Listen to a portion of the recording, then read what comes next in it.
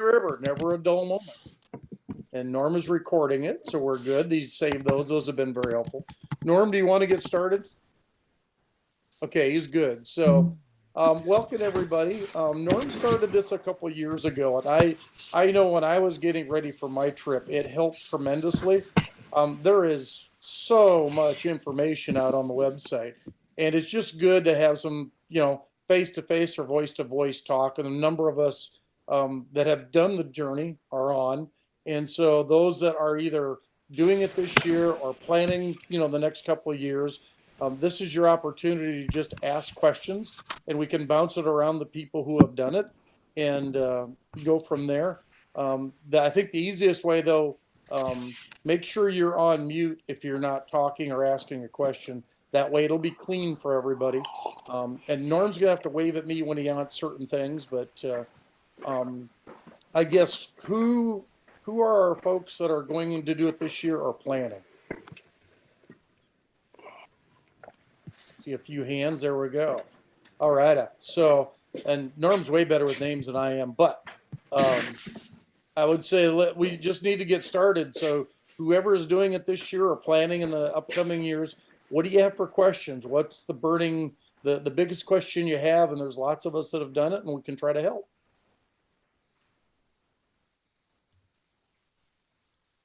Silence. Someone's got to start, so don't worry about that. Hey gang, this is James Fleming, top left by Norm. Wave at me.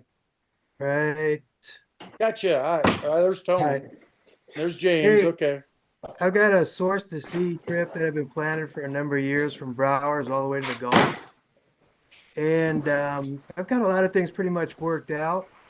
It's an early launch date for me in May, and I realize I might be dealing with snow. The snowpack up that direction has been a little light this year, so I'm optimistic. But my question really pertains to the Beaverhead and the Jefferson. Does anybody know those combined river miles? I started at Three Forks, so I don't. So do we have anybody that did up at Bowers on the way down that's on the line tonight? All right, no worries. Norm is shaking his head. I've got a rough estimate on as the crow flies for sure, but from that I've been able to somewhat calculate river miles. Really, I don't have much of an agenda over the course of the summer, except for through that section because I've got some people that I'm depending on, so I'm kind of relying on them for some logistic support, and I'm just trying to give them a few answers. So it's not insurmountable. Just was curious if anybody had that one locked and loaded. I think what you missed is we don't. According to Norm, we've only had 13 of the group start at Bowers and go down, and I don't think we have any of those on. So the thing I would suggest is put that out as a question on the Facebook page, and those that aren't on tonight, they might see it, and then we can try to get information to you on more specific to what you're looking for. But yeah, May, I think you're going to see. The last couple of years, you've seen some snow. I mean. Maybe global warming's real, and if it is, you'll benefit, and we won't get any snow there. So, well, I've been up into the canyon by Broward several times during the summer, but this is the earliest I've ever launched up into that area. So, and I'm coming up from the valley side and on the Montana side. So, I had a second question. Let me do one thing first. Pardon me? Norm, did you have anything you wanted to add? I can add it from my end. It's about 300 miles from Broward Spring to Three Forks. Okay. And I was just underneath that with some estimates, so that's good. The next question I had is, in the course of the experiences any of the paddlers had on the river itself, below Three Forks to the Mississippi, what was the most you ever experienced for having to have liters of water on board your boat before you could resupply? What's probably a maximum safe liter amount? I realize there's a lot of resources along the river, and I have the ability in an emergency to draw from the river itself, but obviously I'm trying to avoid that. So as far as liters, does anybody got a round, good, comfortable guess what you should always probably have on board? So let me kick that off, and then we'll pass it around to folks. I carried 40 liters of water for the first 4 weeks. most stupid thing you could ever do in your life. It's a lot of weight. Yeah, it's a lot of weight, and it was a low year. I ended up for the rest of the journey after I got to tobacco, I carried 20 liters, and I went through about 20 liters over about 9 or 10 days. It's going to depend on your temperature, but the thing I found, at least above St. Louis, there was always a house, River Angels, somebody where every 3 or 4 days I could get potable water from someplace. So my experience was good. I didn't want to boil, and I didn't want to filter, and I could find water pretty simply. So who else is on of our group? Who else could add to I that? carried 4 gallons on the Missouri, and then on the Mississippi, I picked up 2 extra gallons. So you should have about 6 gallons on the Mississippi. It's not as frequent where you can refill water on the Mississippi, but on the Missouri, it was never a problem. There's so many towns on the Missouri, you can get water. All right, good to know. Well, if I And can add, I left about the same time that you're talking about leaving. And I had problems from Fort Benton down through Peck because all the campgrounds and everything was closed. And that was the time where I went through a considerable amount of my storage. And I think I had about 35 liters. James, are you doing a canoe or a kayak? I have a 18-foot Stellar composite kayak. Okay. It's not my first choice for kayaks, but it's what I have in inventory, so it's what I'm going to make work from Three Forks to Mississippi. Above Three Forks, I have a smaller molded plastic kayak that I'm going to be using. The only reason I bring that up is that I know kayaks I was a kayaker, and it's a little more restricted than the canoes, and the canoes have a little bit more room depending what's going on. One other thing that Tina brought up, I should mention. When I went through the breaks, I could get water at Coal Banks, but because of low water year, the water down at Kip was undrinkable. They closed the wells. So I would check with the River Angels as you get into the Missouri breaks. Find out Coal Banks is a good place to water up, and be careful there. That threw me a little bit. I was fine, but I didn't realize, and it's in the information that they can shut down Kip as far as a water source. Kip didn't have water They last did. year. Yeah, they shut Kip down last year on us. They sure did. Yeah, I was going to bring that up, Dave. That was the one I went last year and brought bladders to where I could bring 26 liters of water. But for the most part, I only carried 10 liters of water, and I was fine. But through that section, through the White Cliffs and the breaks area and getting into the lake, I carried 26. I pulled up there, and I was glad because Kip was shut off. And luckily I had a fisherman give me a case of water there when he asked me. I had the camp host help me resupply a Kip. Yeah. He shared some of his personal water with me. So, Yeah. But yeah, I was expecting I could get water there, and I couldn't. Yeah, I have thought that, okay, maybe that, they're telling you it's unpotable, and I didn't know why they were shutting it off, but I didn't think they would actually shut it off. Or I was hoping they wouldn't. I was going to treat it. I was going to boil it and treat it. It's because they don't want to. But they shut it off. I mean, it's off. There's Yeah. You don't get nothing. It's down. The camp host told me that they had to test the water every day, Yeah. and he wasn't going to be there for 2 days, and so therefore they wasn't going to turn it on. And it was off when I was there. I mean, it was totally off. Dave Hillman. Oh, holy cow! Did I hear Norm? No, Okay, you did, but not the belch. There we go. He's on. How are you on from 2 pictures? Never mind. I'm going to close my phone. Don't ask, man. Don't Okay. ask. There we go. Good to have you back. I don't mind playing moderator, but yeah, you're our elected official. So, all right, Norm's back. Good deal. Hey, just a quick note. When you guys talk, if you can mention, like some of you that paddled last year, the rest of the group have no idea who you are. Just say you did the river last year. Give a shout out to Janet Moreland there. Hey, Janet. Did she go? No, she's still there. So Janet is one of the Brower Spring gals. Matter of fact, she's the only, or she was the first woman to go source to sea of the Missouri River. 2013 Canoe and Kayak Magazine Spirit of Adventure Award winner. She's also done the Yukon source to sea and the Mississippi. Anyway. Yeah, if you guys can introduce yourself when you come on, just so others know. So water is our big question, and again, I know Ann and I talked a little bit of how much do you use, but I know I could have walked into anybody's backyard and looked at them and said, "May I borrow your garden hose?" And they would have done it.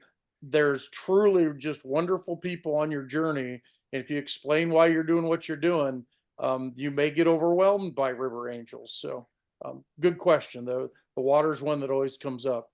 I'd say, Tony, do you have any questions? I know you're either planning or doing or something.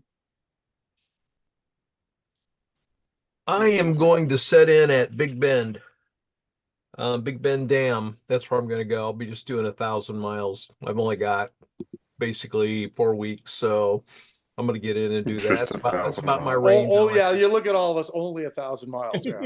So that's usually what I paddle, so I'm kind of excited about this. But no, you guys, I tell you what, the Facebook group, absolute wonderful place to be. Anytime I've asked a question or a private message somebody, they've always come back with super helpful information. And I bought several books written by people who did the river, and man, it's been gold. It's been golden. But I really am grateful for all of you. It's a wonderful group. These people help out. We help every way we can. So yeah, yeah, absolutely. And I'll put out this offer. Last year, as much as I could, if you have a GPS code, like InReach, Right. if you give me that code, I will post every couple of days. A lot of people like to follow you down the river. Sure. And if you're worried about people knowing exactly where you are, I can also say, well, there's somewhere between X, Y, and Z. Gotcha. I can do it that way. Some people don't want to know where they are, but a lot of people have, it is amazing following. Last year, a lot of us, I'm reliving the year I did. So a lot of people like to follow it, and you inspire other people in the future years to maybe take this trip. So that's one thing for the group to think about. If you send those to the page, I will at least try to go out. I'm pretty comfortable with finding and taking snippets, and they're up by XYZ right now. So, but again, that's everybody's journey is different. And if you don't want us following, that's fine too. Cool. No, another question.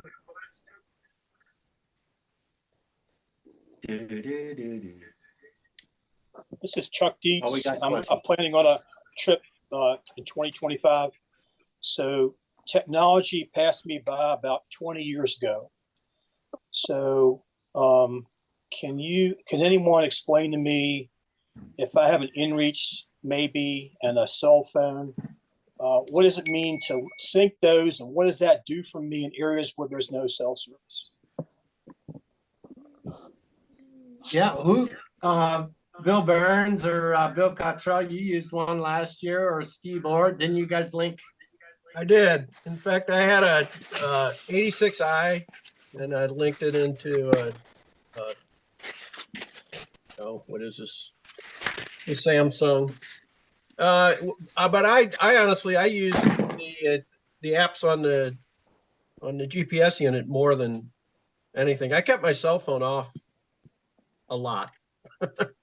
All day I had my cell phone off. I didn't use my cell phone much at all. And but the inReach I used a lot. The weather app was really good. Your miles, direction, maps. I did, Dave. I remember last year you mentioned you bought the Topo pack for your Garmin, and I did the same. And I use that a lot, especially picking campsites. I used it a lot picking campsites to see if there was access roads right above me, or I'd like being where I didn't have to worry about somebody coming down on me. But that wasn't a whole big issue, actually.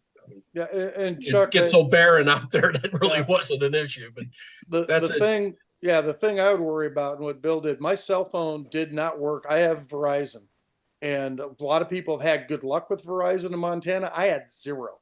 So I just relied on, I had a couple paper maps that were really good. And then I relied on my GPS. The one thing I did, and Chuck, I'm just like you, I worked in the electronics industry. I can make this stuff, I just can't use it. So I took the master class off, I think it's Backpack or somebody. And lo and behold, I learned how to use my GPS and learned how to put in waypoints. And yeah, again, everyone's different. I actually thought it was fun to disconnect from the net and just enjoy it. Other people connected through their phone different ways. Anne, you had a different, you didn't use InReach. You used something else, didn't you? She on Find here? the unmute button. This is Missouri Bill, and I use the Explorer program and or the Garmin Explorer unit, but the screen is really small for my old eyes. And Tom and Jacob Boyko, they had a Montana series in Reach, and it had a bigger screen to it. And I'm going to upgrade to that this year as I complete the lake section in North Dakota and South Dakota. But yeah, I relied on that a lot. I had the InReach. Oh, go ahead. I had the InReach. And Hey, I made it. I'm at a McDonald's. I ducked into a McDonald's and got a shamrock shake.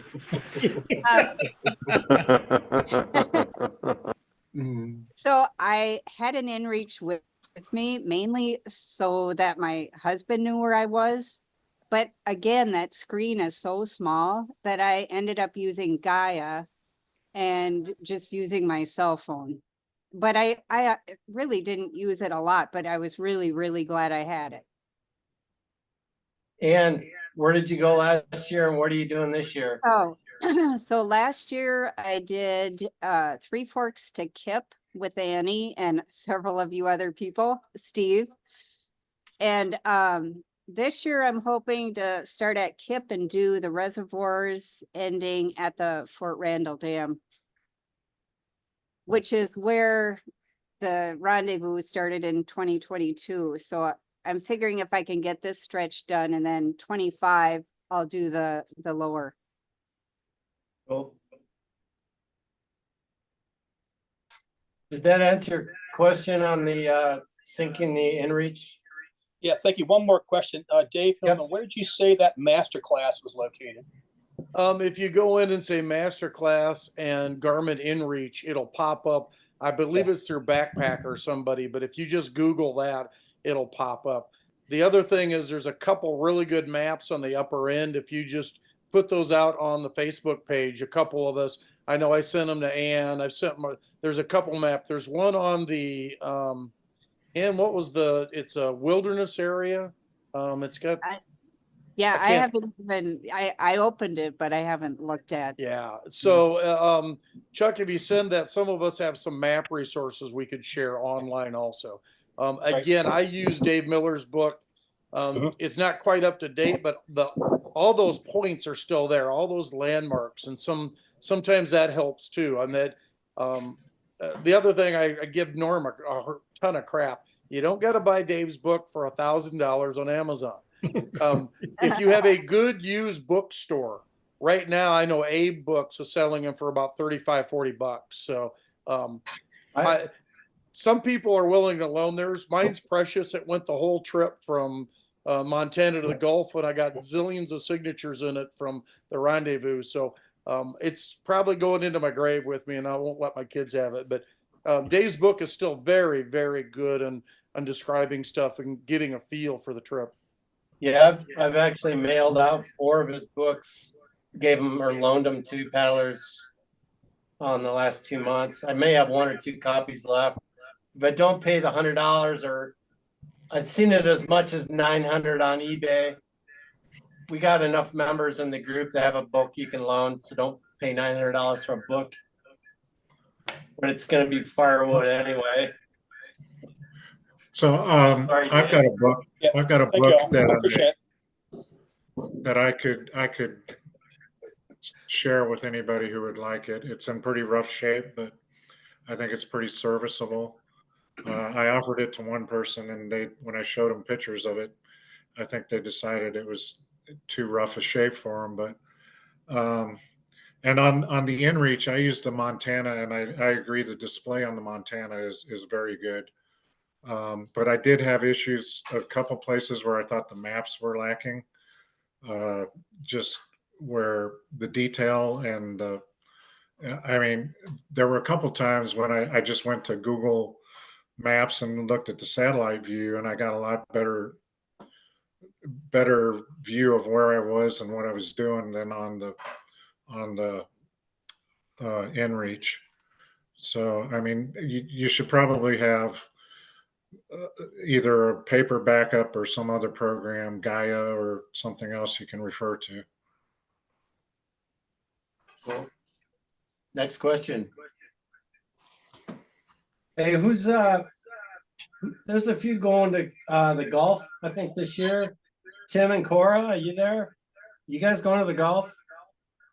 Yeah, we're here. Yeah. That's the Is that plan. this year? That's the plan. Yep. Sorry to put you on the spot. You're fine. When's your departure date? We're planning for May 21st, but we have a wedding a couple weeks before then, so it might be Yeah. A couple days. Yeah. Soon. It will be within a couple days of the 21st though. Cool. Do you guys have any questions right now or not? What were some spots that you guys felt unsafe? Like specific reses or towns?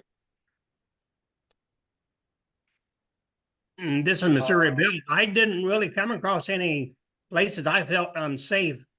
The lower Missouri, I had a barge come up behind me, and that was unsafe. I did not hear it. And all of a sudden I had a gray wall 10 feet tall bearing down on me. That pilot never knew I was on the river. Yeah. So watch your lower Missouri. Okay. Yeah, and we've heard a lot about barges on the Mississippi and stuff. So Indeed. yeah. And on the Mississippi, the one thing that's nice is they stick to the outside lane. They do the Mississippi slide. They're always on the outside. So I tended to, when I went down in low water year, I went my Three Forks to the Gulf in 22, low water year, which is great because you can camp everywhere. But it also meant the river is very confined. I stuck to the inside. Year is probably gonna be I the stayed to same the thing. inside. The other thing, and Janet brought it up earlier, when you get past St. Louis, the river has taught the towns to get away from the river. So on the upper, above St. Louis to the source, you lots of towns and people and great stuff. It becomes a little more isolated. Not that you can't find marinas and water and towns, but it's a little different experience. So just kind of watch your plan, know where you're going to be once you get past St. Louis. It'll still be unbelievably fun, but it's a different population density and resource density. Okay. Sweet. Tina, Brooke, did you have any problems from Tina started way on the Madison River and went all the way to the state of Mississippi? Are you still on there, Tina? Yeah, I'm here. The only places I can remember was, and now I'm drawing a total blank. Where's everybody's stuff all getting stolen at? Williston? Yeah, that's it. That one was a little shady when I come through, but that was just the kids were the problem, and they were just throwing stuff and shooting guns and everything else. Yeah. And in Wolf Point, I had gunshots there, but other than that, I didn't have any problems the rest of the trip. Yeah, I think everybody's been shot at Wolf Point. Yeah, we've heard about. I'm sorry. Go ahead. Yeah, because we heard. I used to live up up in Manning, North Dakota, up by Newtown, the reservation up there, and we'd always hear about people shooting off the bridge at canoers and stuff on the Newtown res. So one thing that a lot of this group taught me was a lot of river accesses are right at bridges. That's where the kids go to party and drink. And so I stayed away from, everyone had suggested, and I thought it was a great suggestion. I stayed away from ramps next to bridges where there was easy traffic access. And I actually had much more fun just being out, as Norm calls it, stealth camping. Find a sandbar, you're out by yourself, you get to listen. I would stay away from the really established ones because that's where the kids go to drink. You know, Yeah, it, right. yeah. Yeah, all the high school parties, are at those ramps at night. And I made the mistake in 2004 camping next to one, and it was like a scene. So after that, I knew never to camp at the ramps.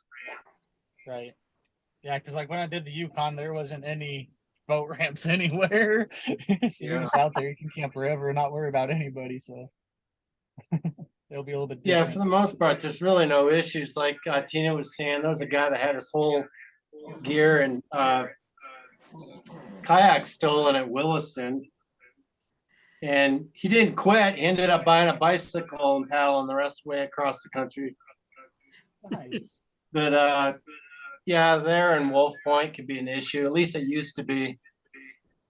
But That's I on the got shot at. reservation when you leave from Fort Peck Dam till you get to Culbertson. You want to make sure you stay on the river right, which is the south side of the bank, and that way you're not on the reservation. I know a few people.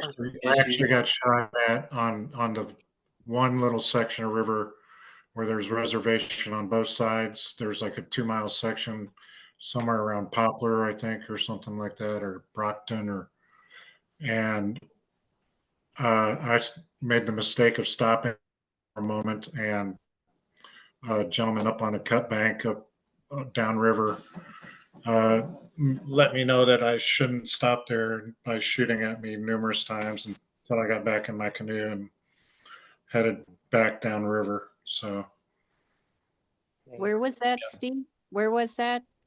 well, I'm looking at the map, and it's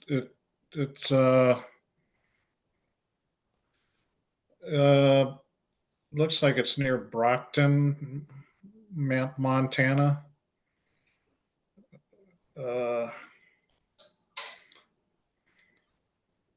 Anyway, there's a real small section there where because I was always cognizant of which side of the river was reservation, and this was a small section of about 2 miles, I think it was, where there was reservation on both sides, and I really had to stop for a break.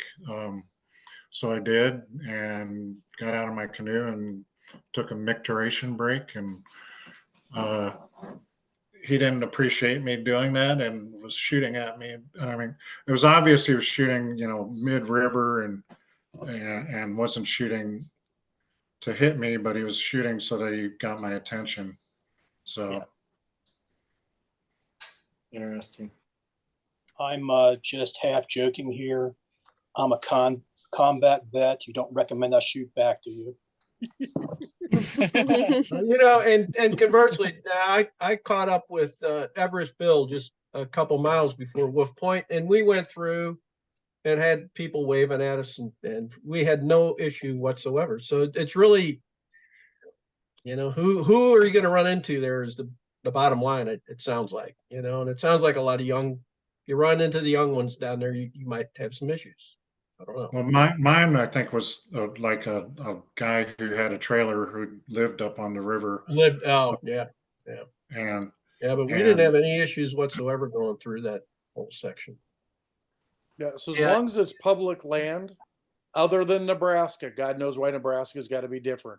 You can camp up to the high water mark as long as it's public land. Reservations are sovereign, that's sovereign ground. So once you get below Sioux City, I wouldn't recommend camping in Iowa anywhere because it's horrible. But just stay below the high water mark. And I found a couple times where it was supposed to be a day camp, and they don't want overnighters, but I was below the high water mark, and the Montana official said, "You're okay, just stay down there, and you're legal." So again, there was something on our Facebook page a while back in the last 3 weeks. Every DNR officer I ran into was wonderfully helpful. They were great people, told them what I was doing. Dave's got a couple experiences in his book, so I see them as a resource. So it's something to keep in mind. Did that answer your questions, Tim or Cora? Yeah, that pretty Yeah. much answered everything. Yeah. Yeah. On that question, at least. Yeah. So- I don't know if they're on here tonight. We have 2 different groups. 3 people are actually starting in Canada, either Saskatchewan or Alberta, going all the way to the Gulf. I don't know if Pat and Marty are on here. Maybe not. Hey, Norm, Yeah. Dave Miller actually knows how to use Zoom, and he's raised his hand, so he'd like to say something, I believe. Oh, the world famous Dave Miller. Go for it, Dave. Can you hear me, first of all? Oh, yeah. Okay, I would just suggest that when you go through those areas that have been identified as problematic, you time it early in the morning, and so stage yourself in a way that you can get through those sections early in the morning, and that's probably the safest time, and that's the opinion light on there. But consider that as a strategy. And I think the Suez out of Fort Peck is the worst one. I never had any problems in any of the other ones. Yeah, So, yeah. so. Cool. Next question. Thanks, Dave. Yep. Now, how do I get that hand turned off? Go to your hand and you click it again, and it'll go down. Okay, go to my hand and It says raise hand, lower hand. It should go down. I'm looking That or- for it. Oh, That or maybe I'm- Dave does want to sell those books for $900 a copy. Yeah, you know, I got $1.25 each copy. You know, I got so to see those prices, you know, it just kind of sets me back a bit. I got it down, Dave. Your hand's good. So Okay, thank you, sir. Mitchell has his hand up. Mitchell, where are you from? Where are you going? Got to unmute yourself, Mitchell. Cool. You got me? Okay, perfect. Hey, I'm Mitchell Dobbins. I'm from San Antonio, Texas. The biggest trip I've ever done was the Guadalupe 10 years ago. I did 150, 180 miles. The trip that I'm looking at is Twin Bridges to the Gulf, to Pensacola, Florida. Looked at doing it for a couple of years, but due to caregiving situations, who passed this year, I never took off. So this is looking like the year. Organizationally wise, I would like to do it with someone else. I just have done that through experience. I don't want to do it solo.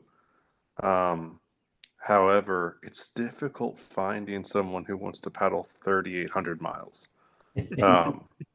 And to be able to have them commit to the realisticness of that. So that's the trip I'm planning, from Twin Bridges to New Orleans in a canoe and then switching out in a kayak. And I've done a lot of offshore kayak fishing, so busting in and out worries me, but not too much. And so that's the trip I'm looking at. It's a few days on the water. One question I have is, as far as canoes goes, I've looked at the Novacraft Perspector 17. What is?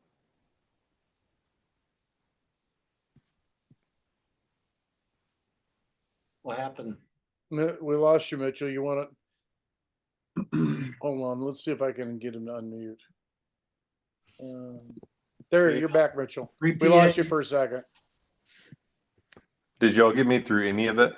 Yeah, the last part of your question. We just missed the last question. Okay. The Prospector looking at 17. Novacraft. Yeah. So the kayak I have is a Cobra Navigator, but that's not exactly the right craft for the job. So Although you're they wondering make good about kayaks. if that boat's good enough? Well, it's gargantuan. It's 17 feet, I think that's a lot of boat to put on a river for that amount of time. Keith Lynch started in 2014, had never been in a canoe and never camped in a tent. Started from the same location you are in a Nova, actually a Clipper prospector, same design, different company. And he paddled 4,500 miles to his home in Dallas, Texas. Never been in a canoe. So that was the same boat. So it definitely can be done. I spoke with him. Yep. Load it bow heavy, just, compensate for the weight. You'd be a lot slower on the reservoirs, but that's okay. I'm trying to think who else had a canoe that's on here tonight. I did a 17-foot Spirit 2, Winona Spirit 2. Yeah, it's kind of a beast on the reservoirs.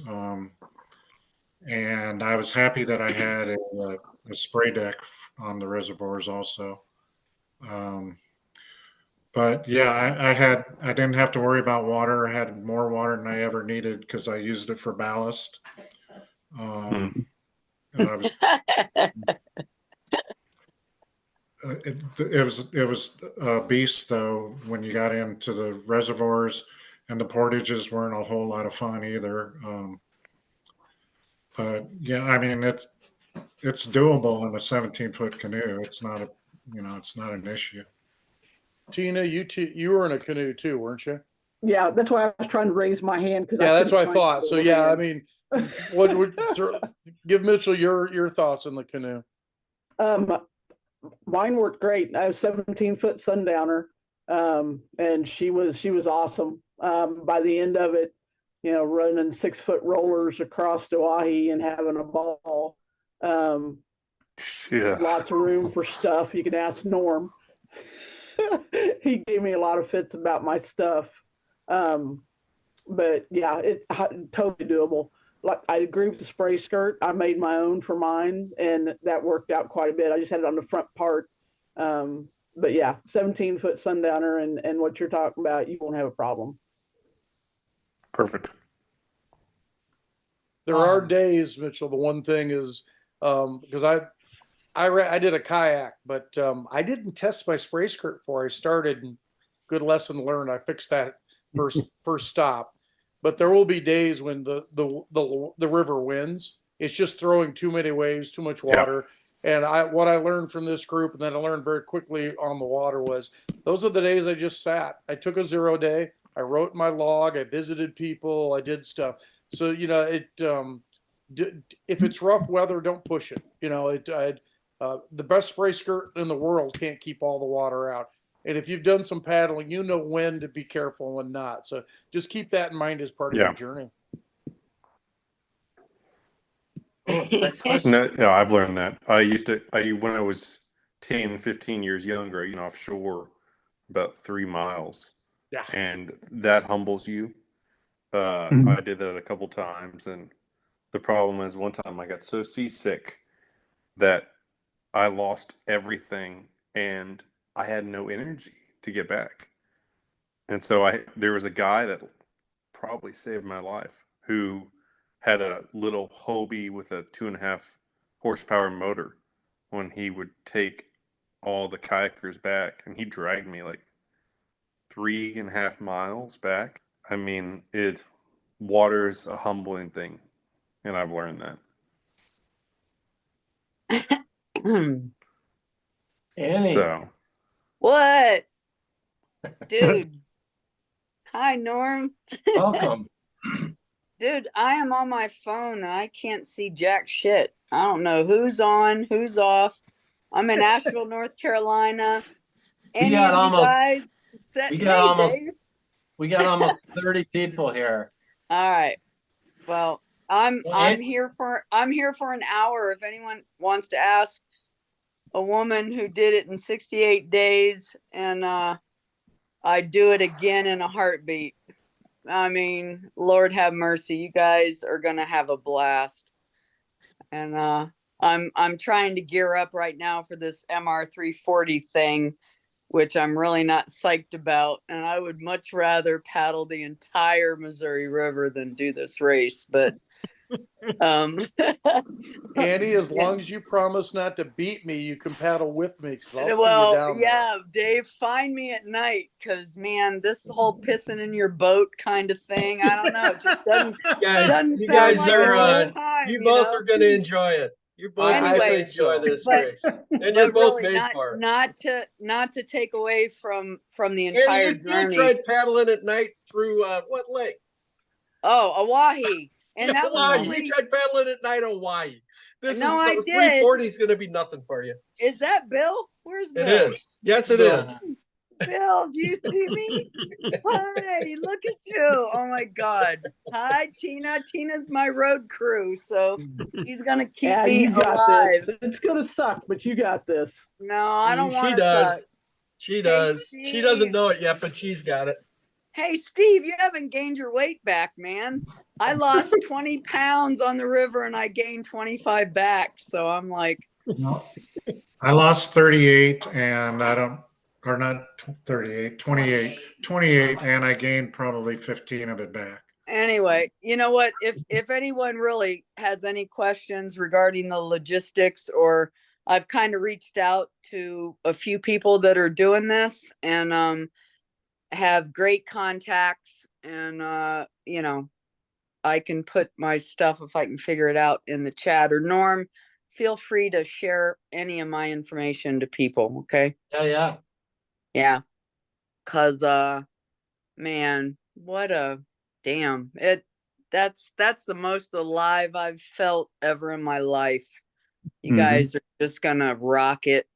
Just don't overthink it. Just get on the water and frickin' paddle. You know what I mean? I got a question for you, Annie. Me? Yeah. Yeah, go ahead, Norm. What's up? What was the couple of the key equipment that you highly recommend, and what was some of the things you didn't absolutely need at all that you thought it was a waste of time even bringing? Well, I think I answered that in my little blurb thing or whatever. Do it for the people on here though. Yeah, let's see. Well, the sea wind, my boat saved my ass. I mean, that was key. So I think just being really comfortable in your boat and packing lightly. And then I think my base camp, my tent, I knew was like a fortress. So no matter what weather I was, you know, coming my way, I knew I would be safe, you know, in it. So I had my Hillenberg tent, base camp tent. And then I think, like, you know, I had a machete and other stuff like that, which I never used, you know, because I never really disrupted any of, you know, natural stuff out there. But yeah, I think that's kind of about it. Cool. Yeah. Any other questions, folks? I have a question for Ms. Balthazar. Exactly how tall are you? Miss Balthazar, wait a minute. I got to get on the screen where I can see people. I'm on my phone. I don't know what the hell I'm doing here. Oh, okay. Who's calling me Miss Balthazar? Look at you. What are you drinking, Bill? What are you drinking? Come on. Well, all right, go ahead. It's not. I've got a little bourbon and water going, Annie. Come on. Yeah. There you go. There you go. The reason I ask is that I was following you guys this past whenever it was, whenever you did it. Did you? You have a big boat and you're a small person. And what do you mean I had a big boat? That sea wind is pretty big and heavy, it looks like. So I guess what I'm getting at is you don't have to be I know you lifted weights, you said before last one of the Zoom meetings to get in shape, but I mean, you're tiny and you got a big boat and you did it. I mean, you were portaging. No. Okay, first of all, the sea wind is like 16 feet long and it weighs, I don't know, 60 pounds maybe or something, but 14 layers of Kevlar. It's light. I'm 5'7". I was 145 kicking off. So like empty, like when Bill and I unloaded everything from St. Charles to the Gulf, we were flying. I mean, that boat was moving. So I don't know Wasn't that an odd feeling getting in that boat with no weight on it? It was awesome. It was awesome. But no, I mean, in answer to your question, I had portage wheels so I could take it wherever I needed to. And then every bag that I had straps on it so I could carry it. I had watershed bags. All my bags were watershed, so they were totally, waterproof, and I could carry whatever. But my suggestion to anybody is on all the reservoirs, know and like map on whatever device you're using, know where your access points are, or your river access, all your ramps, because even though they call them ramps, they may just be like a concrete, just a way to get off the water. Because getting off the water on those reservoirs is really tough. I mean, it'll beat your boat up. It'll really, the 2 times I almost capsized were trying to get back on the water, on Oahe and on Sakakawea. When Bill was like paddling past me, and I said, "Oh, hell no. He's paddling out there. I'm getting back on the water," because I was going to call it a day because it was wild out there. But I saw him out there, and so I thought, okay, I'm going for it. And the sea wind really, it was a great boat. I can't wait to take her on another expedition. She was amazing. But yeah, no, it was not too much boat. Actually, it was the perfect boat. And yeah. Next question. Anyone? Who's got their hand up? Someone? Anything? No I such got a thing as a question. dumb question, guys. Do it. Say it. So, question is, if it doesn't look essential, that's not on a packing list. Have y'all thought about the fire ring circles that you get when you go camping? The ones that are the portable ones? I For never built a nighttime? fire in 2004. I was gone 189 days. I never had a fire. I didn't have a It's fire too either. damn. You don't. Yeah, I'm a big fire guy. I have fires in the backyard all the time, and I never started one the whole trip last year. Never Really? did. Yeah, I just no learned- fire. On the fire ban Yeah. was going on. It brings too much attention. couldn't Best burn thing to nothing do at night anywhere. is to lay down and look at the Okay. stars. Oh, okay. Yeah, no fire. It's too windy and it draws too much attention to you, and you're going to be too tired. Yeah. Yeah. Not an issue. Speaking of fires, what is the group going down using for camping stoves? Good question. I know I started out using a Coleman type, and after 2 weeks it quit.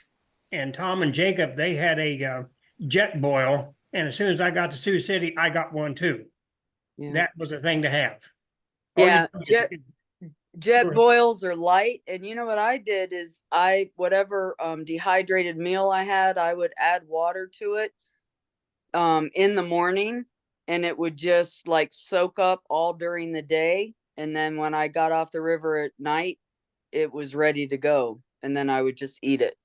So I didn't even have to cook or like fire anything up. Devor, what'd you have for a stove last year? Jet boil. I had some old no-name backpacking stove that I'd had sitting in my basement for years. Bill Barron, what'd you have?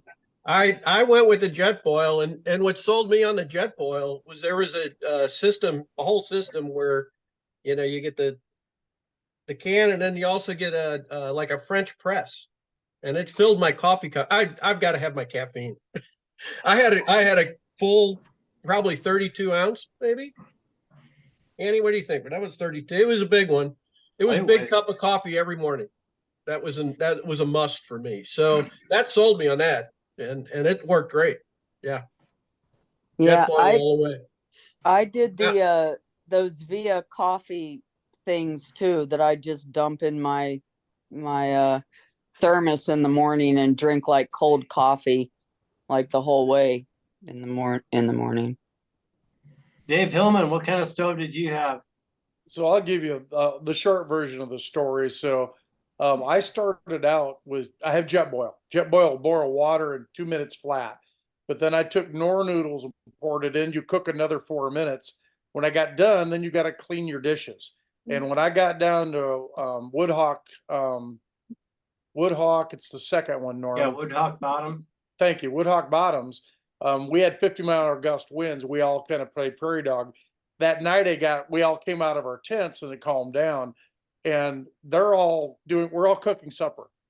I poured my noodles into my cup, and these other 5 guys who I've never met in unison said, "Ooh, you're doing dishes." What I found really, really quick was, and I have the budget to do it, other people don't. I bought the pre-made meals. So for me, it was simple. Get in at night, boil water, dump it in the pack, finish doing camp. And the only thing I washed was my spoon. And so I found it to be very water efficient and very fuel efficient. The large Jetboil canister, I used one of those after Tobacco Gardens. I literally used no fuel for 3,800 miles. That, again, I didn't do coffee in the morning like Bill and stuff, but you trade off that how much fuel you're going to use and carry and how much water versus what you're happy eating. And you've got to eat a really good meal at night. Food makes a trip go really well. So don't do yourself short, even if it means doing dishes and a little extra water. I just found it very efficient to boil water, dump it in one of those pre-made packs, and boom, I was good. I beat 3 storms doing that. Otherwise, I'd ate cold meal that night. Yeah, Jetboil. Well, I'll second that, Dave. I mean, food is a big part of this, and one of the reasons I guess I didn't do the pre-made ones was I went with like the Knorrs and what else? There were some other ones I used. Oh, the Instant Potatoes that you mentioned on your trip, Dave. And I just mixed and matched, and so I had quite a variety, and I used a lot of the packaged tuna and packaged chicken. And so you can mix and match all of those things. And actually, Dee, I see you over there. You're the one that told me about the Knorrs. Yeah. Shout out to Dee, she's doing the river this year. Doing it this year. Go Dee. Yeah. Go Dee. Yeah. No, you know what? Yeah, her and Just Sherry, need and to- I see Sherry down there. Hi, Sherry. But You need to take Aunt Og. Aunt Og will feed you the whole way. She's got everything prepackaged. Just have a protein base. Everything's got to be around protein. Yeah. Seriously. But I didn't really have a problem cooking and cleaning, and actually I would just throw just enough water in there to get that thing pretty clean, and then I would end up drinking the whole stuff. It's all good stuff anyway, so. That's another way. Reuse that water. So you don't waste any of it, so. Oh, Bill, it wasn't a real big deal. You just drank your meals, man. I Be did. honest. Yeah. You did. Dina, Yeah. didn't you use one of those solo stoves? Yeah, I had a solo stove. So I was able to burn with little sticks or whatever before they shut the band down for the fire because everything was burning up. And then I went to the alcohol canister and used it and worked real well. It just takes longer. One other thing to think about is, at least in the kayaks, you're shoving your food in and out of these little ports. You can take Pop-Tarts and make Pop-Tart crumble in a heartbeat. So, think about your food. I found like Cheetos. Doesn't matter if they're dust or whatever, they taste great. So think about how you're packing in and out and efficiency there. I know a couple people told me they dehydrated fruit, apples and oranges, and it worked really, really great for them. Yeah, I actually dehydrated too much fruit. I brought some back. In fact, I just finished it off. so yeah, I went way too big on dehydrating fruit. Pop-Tarts. Yeah, I brought Pop-Tarts. That was another good thing. But you know what I found? I found these things on they're like 2-gallon hard-sided water tanks. And the filler tank is just enough to get your hand in there. And so like all the Pop-Tarts, what else did I kept? I kept stuff that I didn't want to get in crackers, stuff I didn't want to get crunched. And I also had, I forgot that was actually an additional water container I could use in need. Never needed it, but it protected all of my crunchable stuffs, you know? You Yeah, didn't. Tina you said didn't Mountain share. House. I used Mountain House also. Good meals. I used Mountain House and several others, and I became addicted to Mountain House chicken fried rice, which is like excellent. Steve, Chili Mac. Chili Mac is the best. No way, man. No, the Me chicken too. fried rice was Biscuits and gravy, you guys. Beef stew is the best. So you can But see the there's thing a is, you always variety eat- of you always meals eat out the there, good Mitchell. ones first, and then you're down to the crap you don't like. Okay, another question. Gear. Yeah, I got a Matt? question Go for real it. quick, Norman. Hey Hey, guys, my JD, name's how are John. JD, introduce and- yourself real quick. Yeah, can you hear me? Yeah. Okay, my name's John Kraft. I'm from Kansas, and the last few years I've been retracing Lewis and Clark. I've made it out to the coast, and I'm on the way back now. I walked up the Missouri, but I'm planning on paddling from Three Forks back to St. Louis this summer. Awesome. Nice. So my questions were mostly revolving around calendar dates. I've got a couple of different options as far as starting from Three Forks and heading down. I would like to get the Yellowstone floated from the park to the confluence this year too. And so I'm trying to squeeze both in this summer. What do you guys think is a reliable last date of departure on the Missouri, and trying to encapsulate low water issues? I'm not really worried about cold weather in the fall. I can be on the river till Thanksgiving. I don't care about that. But as far as trying to get into the upper ends of all these reservoirs before they get too low, I think is my main concern. Does anybody have any thoughts on that? Probably by mid-September. I know there was a few late starts. I want to say John Ruskey and Mike Clark in 2004 started first part of September, went to St. Louis. The weather's still good. You got shorter days. The sun's coming up later and setting earlier. So you're going to lose about 4 to 5 hours of paddling hours because of loss of daylight. But weather-wise, I think you're fine. You're going to have cold nights all the way through the Dakotas and into Missouri. And those guys on here, Steve and Bill, that live in Missouri, can kind of give you an idea on the temperatures in October and November. But I mean, it's definitely doable. Most people start, this year there was a lot of later starts. I think even some into July, if I remember, that went considerable distance down. So, Bill, I think you're safe. Everest Bill didn't come through until, that was he was in November, late November, and so it was getting cold. It's cold. It's even us river rats here in Missouri, we're not on that river that time of year usually. It's cold, Yeah, and I'm not looking at anything that late. My range is probably from the third week in June to the third week in July.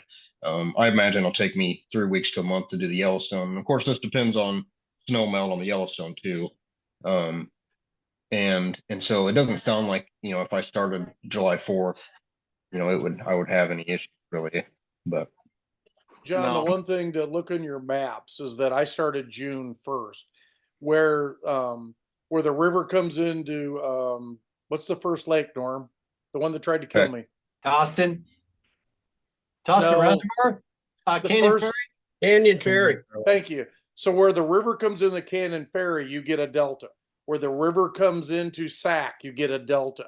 So where the river's coming into the up end of the big reservoirs of the big lakes, you get a lot of silting and then you've got to weave your way through. So on low water years, like my year, there was only one really channel you take without getting stuck in the mud. So look at those points on your map and kind of plan out how you're going to go through those deltas where the river and the lake meet. Once you're out on the lakes, once I got past the lakes, I never had an issue. Mississippi never had an issue. But coming into those lakes, that's where I saw sediment build up, and you had to read the river and the lake a little more carefully. Right. Yeah, Yeah, and that's my really the worrisome area for as far as my trip went last year. That's where I was more worried about anything, was coming into those lakes, getting through those deltas, because you get limited on spots to camp too. I mean, you really, your camping spots get limited if you don't space it right. You know? right. You can end And up so in some really reedy stuff, you know. and so I'm looking at conservation pool levels on the reservoirs and whatnot. I mean, is there trigger points, thresholds on when those they get a certain number of feet low that getting into the upper end of those lakes is going to be problematic? I mean, is that data out there, or those opinions out there, or is it just something I'm going to have to feel my way through? John, I don't know. I know the only one that caught me off guard was UL Bend. There's a campground when the river does the bend and goes up, there's a camp to the west. You literally couldn't get there with anything, canoe, kayak. It was too low. The boats weren't over. They closed the campground. That one threw me a little bit. But other than that, you could look at the levels in 22, June through July.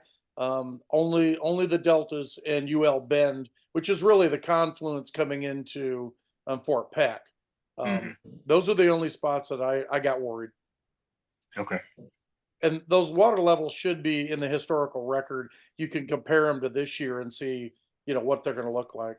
Yeah, Right. they're not going to be low until later in the year. Like the high water is going to be May, June, and then starts to phase out into July. So even if we're at an all-time low, you're still going to have your highest water in June and July, or even the end of May. I don't, we're still getting a lot of snow in Montana. I mean, we got 1.5 feet in the mountains the other day, and we're supposed to get probably another 1.5 feet up at the headwaters this weekend.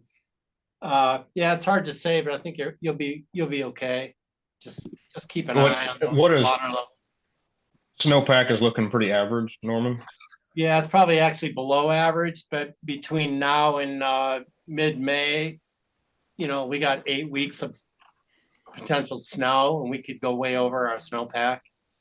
Okay. But right now, the Yellowstone's pretty low, and it'll Right. start coming up about second week of May, and then plateau out mid-June. So another thing I think to consider is you don't want to really rush through Montana, which is the best part. I took the advice of everybody last year, and I spent 30 days in Montana, and I could have spent more time and done more hikes and seen more stuff. But I mean, if you're on a schedule, I guess you're on a schedule. But still, there's a lot to see in Montana, and it's a shame to rush through that section. So Tim and Cora have a hand up. Hey, Dave, do you mind if I just round my question out there just real quick? Sorry. Do that, and then we'll go to Tim and Cora. Yeah. Okay. I appreciate everybody's input there. And I just want to throw this out there. If anybody's looking to do a Yellowstone trip, I'm a whitewater guide, and when I'm working, and I'll be renting a raft for the first part of the Yellowstone. I still haven't decided on dates, obviously. But if anybody's looking for a 2 or 3 week escape on the Yellowstone, I'm looking for a company. But yeah, you guys can hit me up on the Missouri River Paddler page, and we can go from there. But other than that question, I think I'm pretty much good to go for the evening. I appreciate all you guys chiming in and providing your expertise. So thanks. JD, do you got a website of your trip from St. Louis to the Pacific you did last year? I have a Facebook page, but I got to the point where I just wasn't really updating it much. Yeah. If somebody wants, I've been trying to put together kind of a newsletter of sorts, for beginning and end of season. If anybody's interested in that, I can get it out to them. So Yeah, ran into a couple of newspaper articles that you were covered in. I think you ran into a bunch of our Missouri River paddlers group around somewhere in Missouri last year, if I remember right. Yeah, I think that was 21. Okay. And yeah, I ran into quite a few folks in Missouri as I was on the Katy Trail. But Cool. Keep us posted. we'll do. Thanks, Thanks. Norman. Yep, you bet. Tim and Cora, you're next, and then Ryan, I see your hand, so we'll hit Tim and Cora first. You guys got to come off mute, remember. Yeah. So I got a question on flashlights. Did everybody bring rechargeable flashlights, or do you guys use batteries? Because like when I did the Yukon, like we still had light at like 2 a.m. in the morning. So I was just wondering like how much batteries and stuff. I got you guys just recharged them and stuff. Interesting answers. So 2004 did my trip, St. Louis to the Pacific, 189 days. I used one set of batteries on my flashlight. Okay. Never turned it on, probably 10 minutes in 6 months. Reason being, the sun's up till 10:30. You're in bed by 9, and you're up. Right. You're not up when it's 6 hours of daylight. I never used a flashlight. Maybe an hour in 6 months.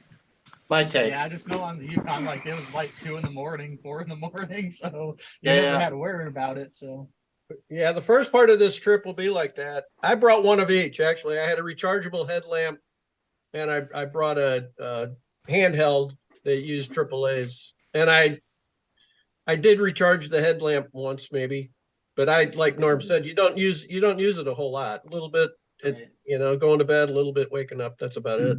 All right, cool. Ryan. All right, Ryan. Ryan, Hi, I just want to introduce yourself. Hey, yeah, my name is Ryan. Bismarck connection. Yes, my wife and I, we live here in Bismarck. This is my daughter, Coley. So we own a kayak rental company here in Bismarck and a couple of other businesses as well. And we just love the kayaking community, and we love what you guys are doing so much that we just enjoy being such a wonderful part of your journey. And we open up our home to anybody coming through Bismarck. It's a good place to get some rest and relaxation before you hit Oahe. And we've just met some just absolutely amazing people. And you have a place to sleep, shower. We have a guest bedroom and its own shower downstairs at our house. You can stay here as long as you want. As long as we're around, our house is open to you. We'll help you supply, feed you. Sometimes I throw something in the smoker ahead of time when I know you're coming. And another thing that I wanted to mention too on the GPS that y'all were talking about, for us that really helps us to plan. When we know y'all hits Lake Sakakawea, we can watch because we know how long kind of it takes. By the pace that you're pushing. Once you hit the dam, you're going to be here in the next day or two. And we can kind of prepare, and I can open up my schedule. I'm a busy person, but I can make myself as free as I need to be. I'm my own boss. So and I hope to do this one day myself.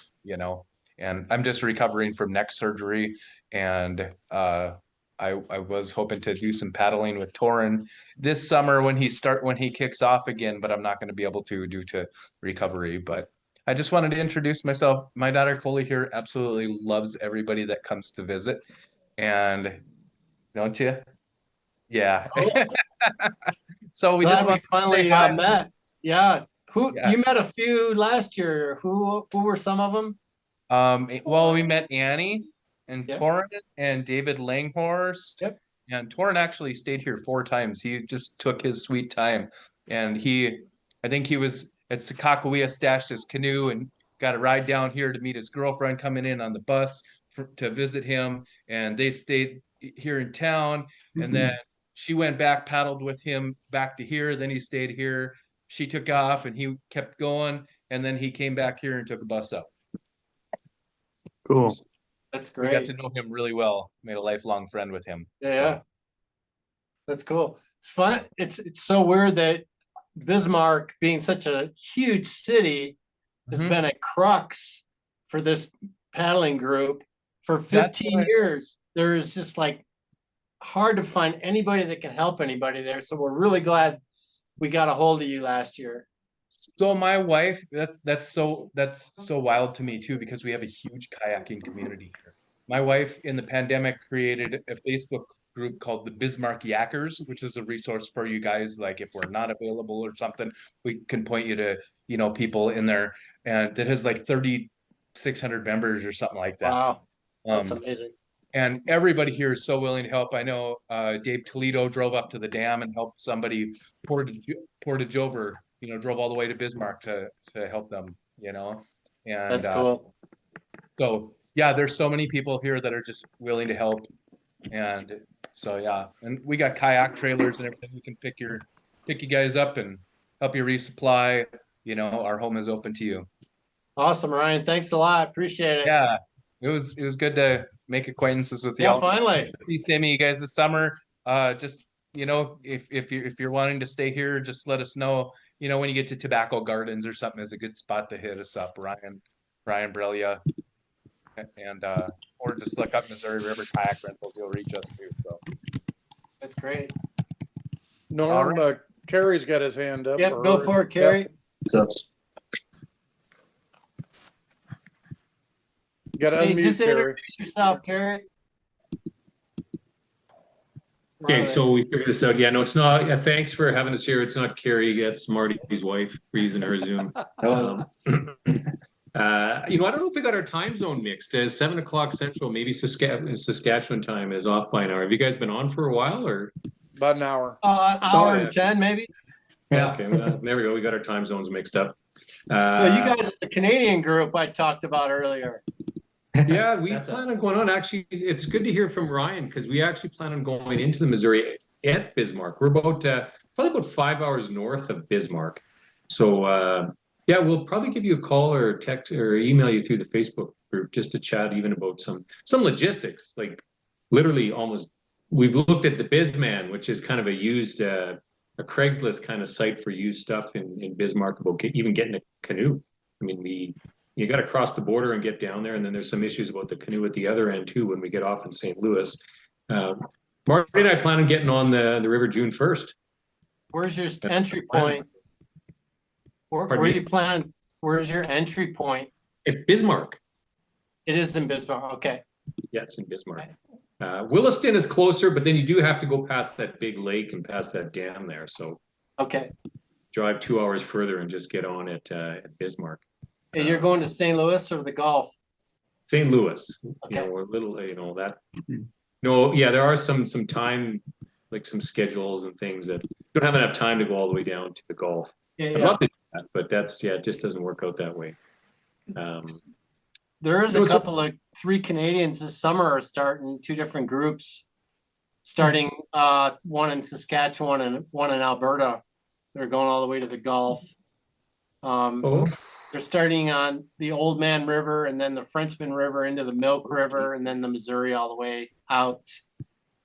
And I've cut them or linked them up with Dom Borian, who did the river about 10 years ago, who I think it was 2012. I think it was the same year, maybe 2013, that went all the way to the Gulf. Carrying his uncle's ashes, actually. Yeah. Saskatchewan doesn't. So Alberta on the west of us and Manitoba on the east of us, you can connect by river down into the States, but Saskatchewan doesn't have a waterway that connects. So you got to get in your car and drive to the river. Okay. So yeah, I'm not sure where they're starting. Somewhere over west of you. Well, that route that you mentioned, the Frenchman River, and that's right down the very southeast corner or southwest corner of Saskatchewan. So yeah, I could see that hooking up to Missouri somehow.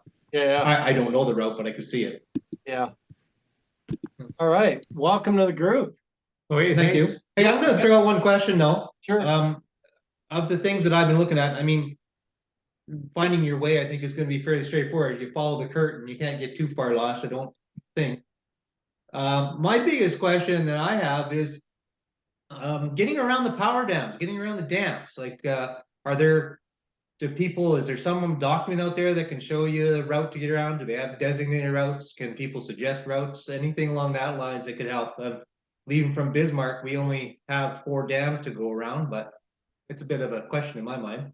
Yeah, Dave Hillman, you want to answer it? Yeah, so Norm has a list he'll send you with river angels, like Patrick Wellner up there can get you off Hawaii and down around. There's one of the dams I remember, the Park Service. There was a couple phone numbers to call. The one dam I just pulled into the beach and was sitting there, and a guy comes down and says, "How you doing? What are you doing?" And I explained, and he says, "Well, I got a truck. You want around?" So push come to shove, there are wonderful people. Norm has that resource list to also use. Sometimes, River Angels are available sometimes, sometimes not. But between that list and just, looking at the day, don't pull into to get a portage over at 6 o'clock at night. Give yourself some time, watch your time angles. But between Norm's contact list and just great people there that see you and ask what you're doing, I didn't find it difficult. The worst thing was, did they have a vehicle to get your boat around? Like Ryan said, he has trailers, pickups, that sort of thing. So just a little bit of planning, a lot of patience. And there were 2 dams I didn't know how I was getting around, and magically it all worked. I got that list from Norm, who sent that to me. I guess I haven't looked at it that close. There's actually a lot of contacts on it. So you didn't carry a set of wheels with you, or like? I had a set of wheels, but once you get down to the big lakes, the middle portion that is in Dave Miller's book, a couple of those portages are miles. I mean, doable. People have done where they've self-portaged everything. That was part of their journey. But yeah, it can be, the dams are daunting. There's what's the one? There was one where I didn't like the Canyon Ferry. I got lucky. Jim Emanuel and Will were up there. That road is lots of traffic, very narrow and dangerous. And just having someone get me around that was really, really good. So I used the list he sent, and on the big dams, I was very eager to accept help because I felt it was safer. Yeah. But are we hitting big dams past Williston though, or are you talking big dams in Montana? Well, yeah, Garrison and all the dams are big. Okay. Where you guys are putting on, the dams are big. Okay. Yeah, there's the 4 of them downstream there, Oahu and the one near Pierce. Sharp, Lewis and Clark, and Francis Big Bend. So like you say, I mean, the distance doesn't really frighten me so much. But like you say, you need a safe route around, right? You need somewhere where you can walk and be know where you're going. So, okay, sounds like the best bet at the very least is to talk to the Angels, even if you're going to walk it yourself. Still, remember, you've got anywhere from a 15 to 18-foot boat. You've got all your gear. You're walking along. So yeah, that's where the big dams. I really was privileged. The River Angels and the people helped there just made it safe. And once I got past, I was lucky to hook up with the Rendezvous, which made getting around Lewis and Clark heaven. Norm had a circus there of all those boats stacked on trailers, but yeah, you want to be careful, and just that list is invaluable. Great people on that list. Yeah, and I was curious about that book too. I know I said on the Facebook, if anybody has it or sells it, or I don't know how we to cross the border with a book. I don't think that's that big a deal, but we can get you some money and mail me a book if someone has one. Yeah. Didn't you ask me like 2 months ago? Yeah, no, I put it on the Facebook saying there was a discussion at one point. Yeah, we had like four people offering a book, and you never came in with your address, so I just kind of faded. Oh, I guess I think Tina Brooke was one of them that said she had a book. I don't know, Tina, are you still on here? There might be a few others. I think I got an extra book. If you give me your address after this, I'll mail you a book. Oh, okay, great. Yeah. Also, if you look in the files section on the Facebook page, there's a PDF that has all of the portages with maps, and it shows which side is where you want to get off to and get on the other side. Oh, That's what I was thinking. I was looking for. Yeah. Yeah, on and the it's in the website, you mean, files. yeah. Well, it's Yeah, on, and, it's you in the know, face. and a lot of those dams too, you're gonna have Google Maps working. And you'll see, Yeah. you'll find the ramps. You can see the ramps and all. Yeah. I use that when I got close, I would pop. That's when I would open up my cell phone, Dave. You know? So Norm, was it Alan Palmer? I think it's Yes, Alan's. I think It's that's Alan's the are out PDF. there. Yeah. There is one day you're going to be below it, but a couple of those portages, like at Hauser, have changed from what's in Norm's Dave's book and some of the stuff. But yeah, like Bill said, if you can get Google Maps on your phone, it's very evident where those are. But I wouldn't go without wheels. If that's what you were thinking about doing without wheels, I would definitely have wheels with you. Yeah. Because you're gonna even getting, you know, off the river to a hotel maybe to wait a night for a river angel or something. They're gonna come in handy. Mhm. Okay. But there's some listings on Facebook. Okay, sounds good. Okay. Thanks, guys. We'll Any just other hang questions? out and listen in, I guess. Any other questions? Who's got some questions? I don't know how to put a hand up. Go for it, Joe. We had that same question about the hand up thing. Anyways, I don't know where to put that hand up, so sorry there. Yeah, a couple questions on the reservations. That was kind of scary to getting shot at. If there's a link or maps to show where the reservations are at, to stay away from them. Not really a link. We can kind of tell you the one to avoid. I can do that after this. It'd be easier than to try to do it on here. Garmin's basically. maps I have a Garmin InReach. Garmin's maps show where the reservations are.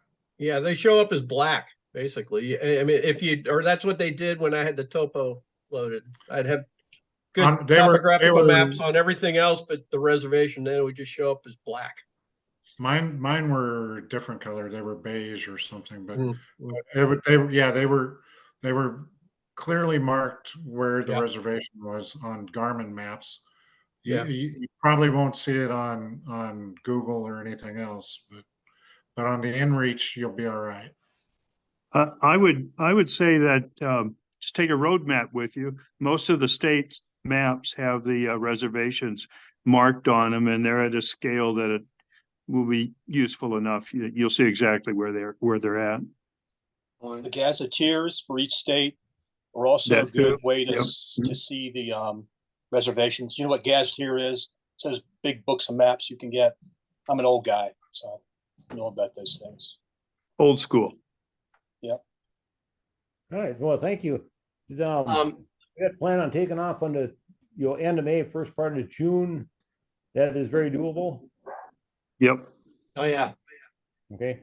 A couple tips I'd taken the wheels with. I did the Mississippi the other year. Did a couple long portages. My axles were getting hot. I ended up taking them off and greasing them up with a Slim Jim. It works excellently. Yeah, I'll carry some of those. Yeah. And when you talk about the right before you get into the lake, the low water areas. I did the Crow Wing River last year, and a lot of it was low, and the surface water was flowing kind of straight down river or off to the side a little bit, and then you look about a foot and a half below, and those weeds were shifted off to a different direction.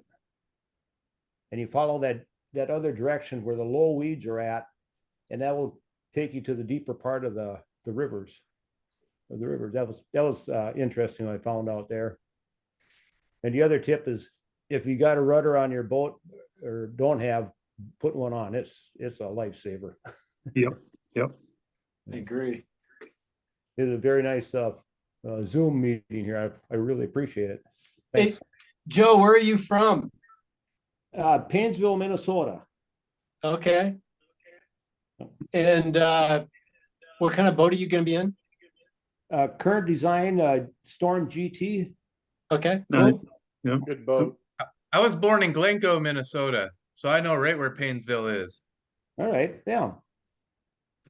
Small world. Yeah, got to go down last year I caught up with Dale Sanders. It's got Memphis. him for a couple days and actually ended up with the paddle with him the last day as he broke the record. Nice. That was really cool. Cool. Can't wait to follow you this year. Yeah. Norm, Charles did put a- has his hand up for right after we get Joe through working with Joe. I did put a bunch of my videos on Facebook, on my website. Yeah, I write my name there, Joe Speldrich. I get 40 some of them that might be interesting if you want to take a look at going down. Thanks, Joe. Yep, thank you. You're welcome. Hey, I got something to add. Can you guys hear me? Yeah, Jimmy Manuel. I'm not sure you can see me. I'm not sure how that's working. Turn your You're camera called on. Worm. You're called Worm right now. I don't know where the camera is. So Jimmy Manuel, I'll introduce you Jim. while you're figuring Yeah, your I got a thing couple out. things to add. One, if anybody needs help around the Cannon Ferry area, just let me know, and I'll be glad to help. And as far as the reservations go, the only place you got to be really careful is at that Fort Peck reservation. The river's really narrow there. Even on the right side, you gotta kind of keep your wits about you.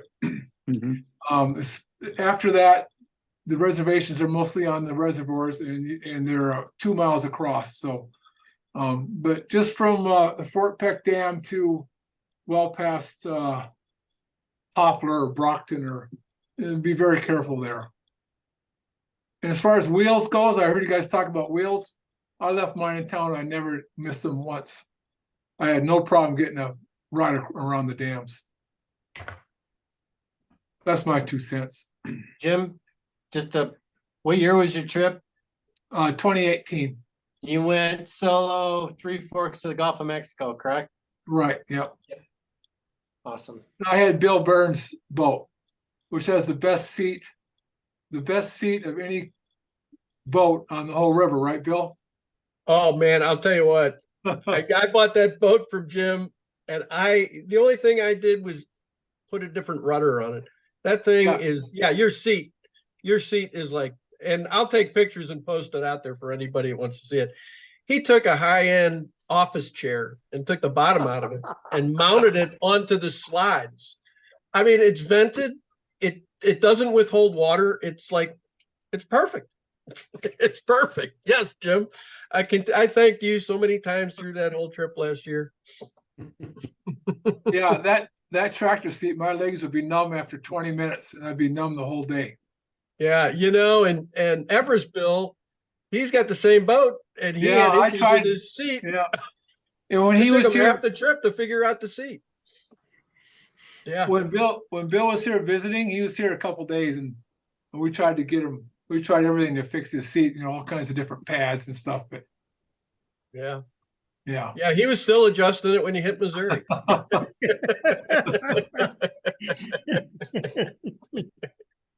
That's why. So that boat has a great seat, Jim. Great seat.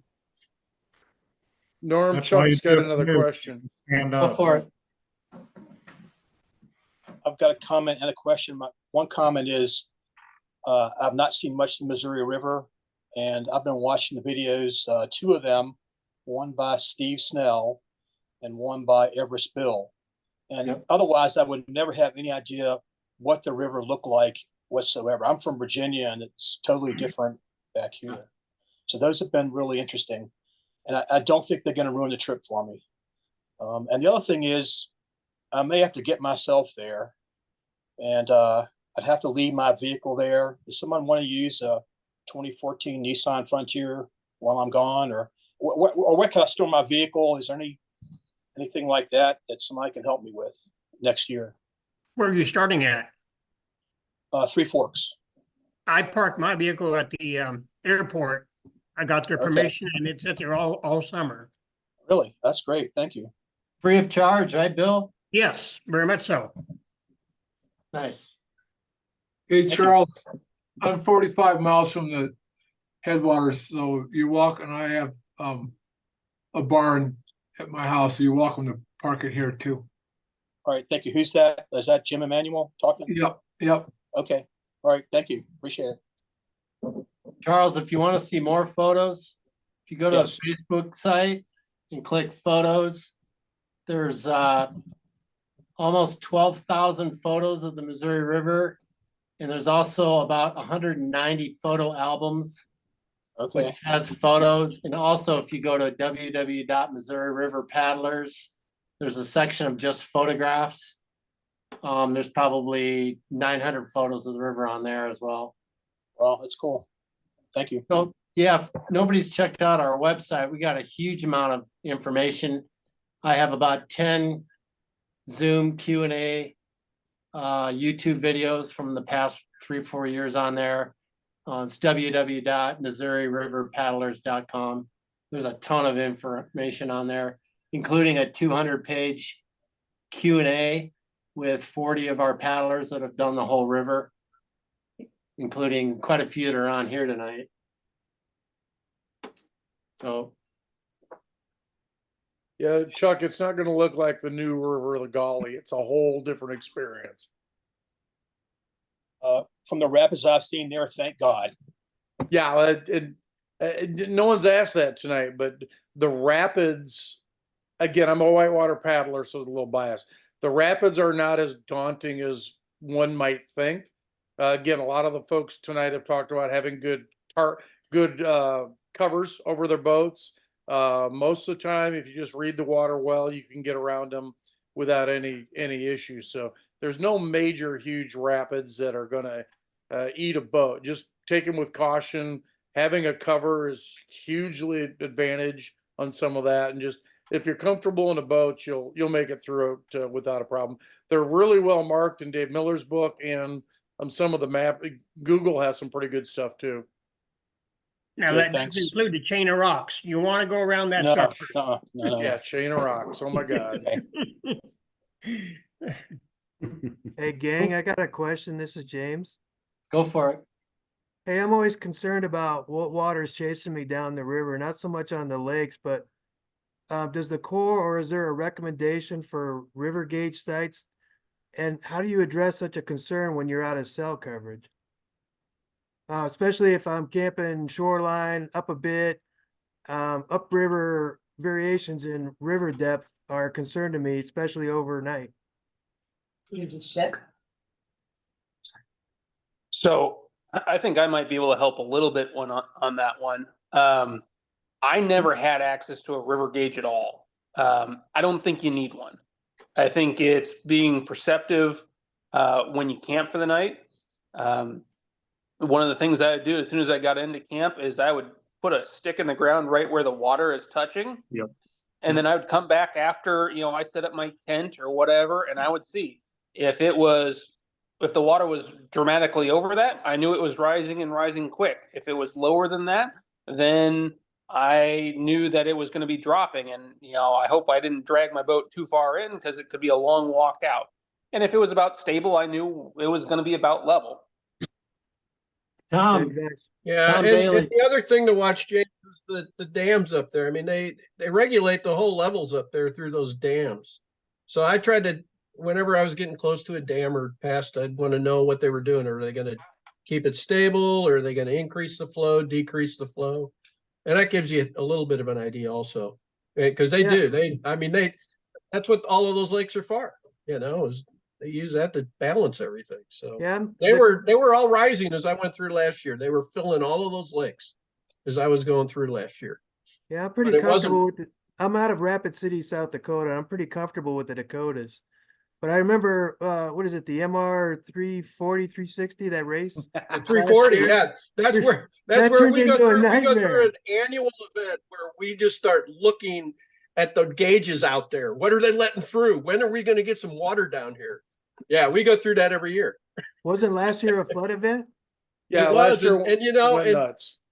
Yeah, and here all the way down, I'm thinking, man, I had all of these visions of all these beautiful sandbars I know in Missouri. I'm going to camp on, and it's going to be great.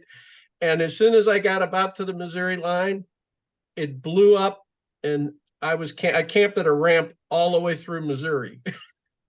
I never did see a beach. So yeah, I mean, you just never know. So James, in 22 was a low water year, and I did exactly what the guy that put a stick in. I always made sure to pull your boat up a distance, stake it in so it doesn't leave without you. One thing to think about, if it rains, where did you set up did you set up tent in a ditch? Are you on high ground? So I paid much more attention. I paid much more attention to what was when it rained, and it's going to at least a couple times. Where was I setting with my tent rather than what was the lake going to do? That I had much more concerns there, just making sure if it came down, like what hit Annie and Bill was 8 inches. So watching the weather and knowing if there's going to be 8 inches in the watershed, things are going to happen, and gullies are going to turn into raging rivers that normally don't. So that's just one of those other things to add into that equation. Yeah, just talking from 2004 perspective, I did not even know there was a such thing about gauges on dams. I just went, but I did the stick thing. Oh, Tom Bailey, introduce yourself and tell them where you went and what year. Yeah, sorry. I came in a little bit late putting my daughter down. I did the river in 2010, Three Forks to the Gulf. I did it with one other guy. I haven't seen him pop up here.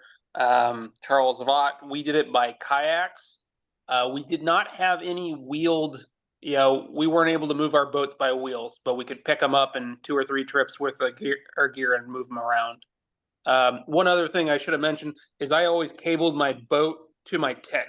So if the water had come up, it would pull on my tent before, it washed away completely. So another one of those safekeeping things. When I did it, we did not yet have internet access. I had a phone that was intermittent, but I didn't go with the technology that, the modern cell phone has now. Thank you, everybody. And there is a good set of river gauges from, like Leavenworth all the way down to St. Louis that you can pull up, and you'll have enough cell service in that section to be able to check that river gauge whenever you want to. Does the Corps run that? No, it's a water department, water. USGS. Bill, help me out. USGS, What's the one? okay. What's the one? Yeah, maybe that's. Yeah, if you go to USGS and say stream gauges, you can pick it by state, and they're not all there. But yeah, exactly, D. Those are pretty solid gauges. Right, but the 340 group has put together a page that you can just pull up, and it has all the gauges that start. And it's got at Kansas got City, the websites of all the gauges. You can just click right on. Yeah. For the boat ramp, so that's really helpful. And I added mine to go upriver a little bit further, but yeah. Well, thank you. So then you know when the bumps are coming. Dee, when are you planning on leaving?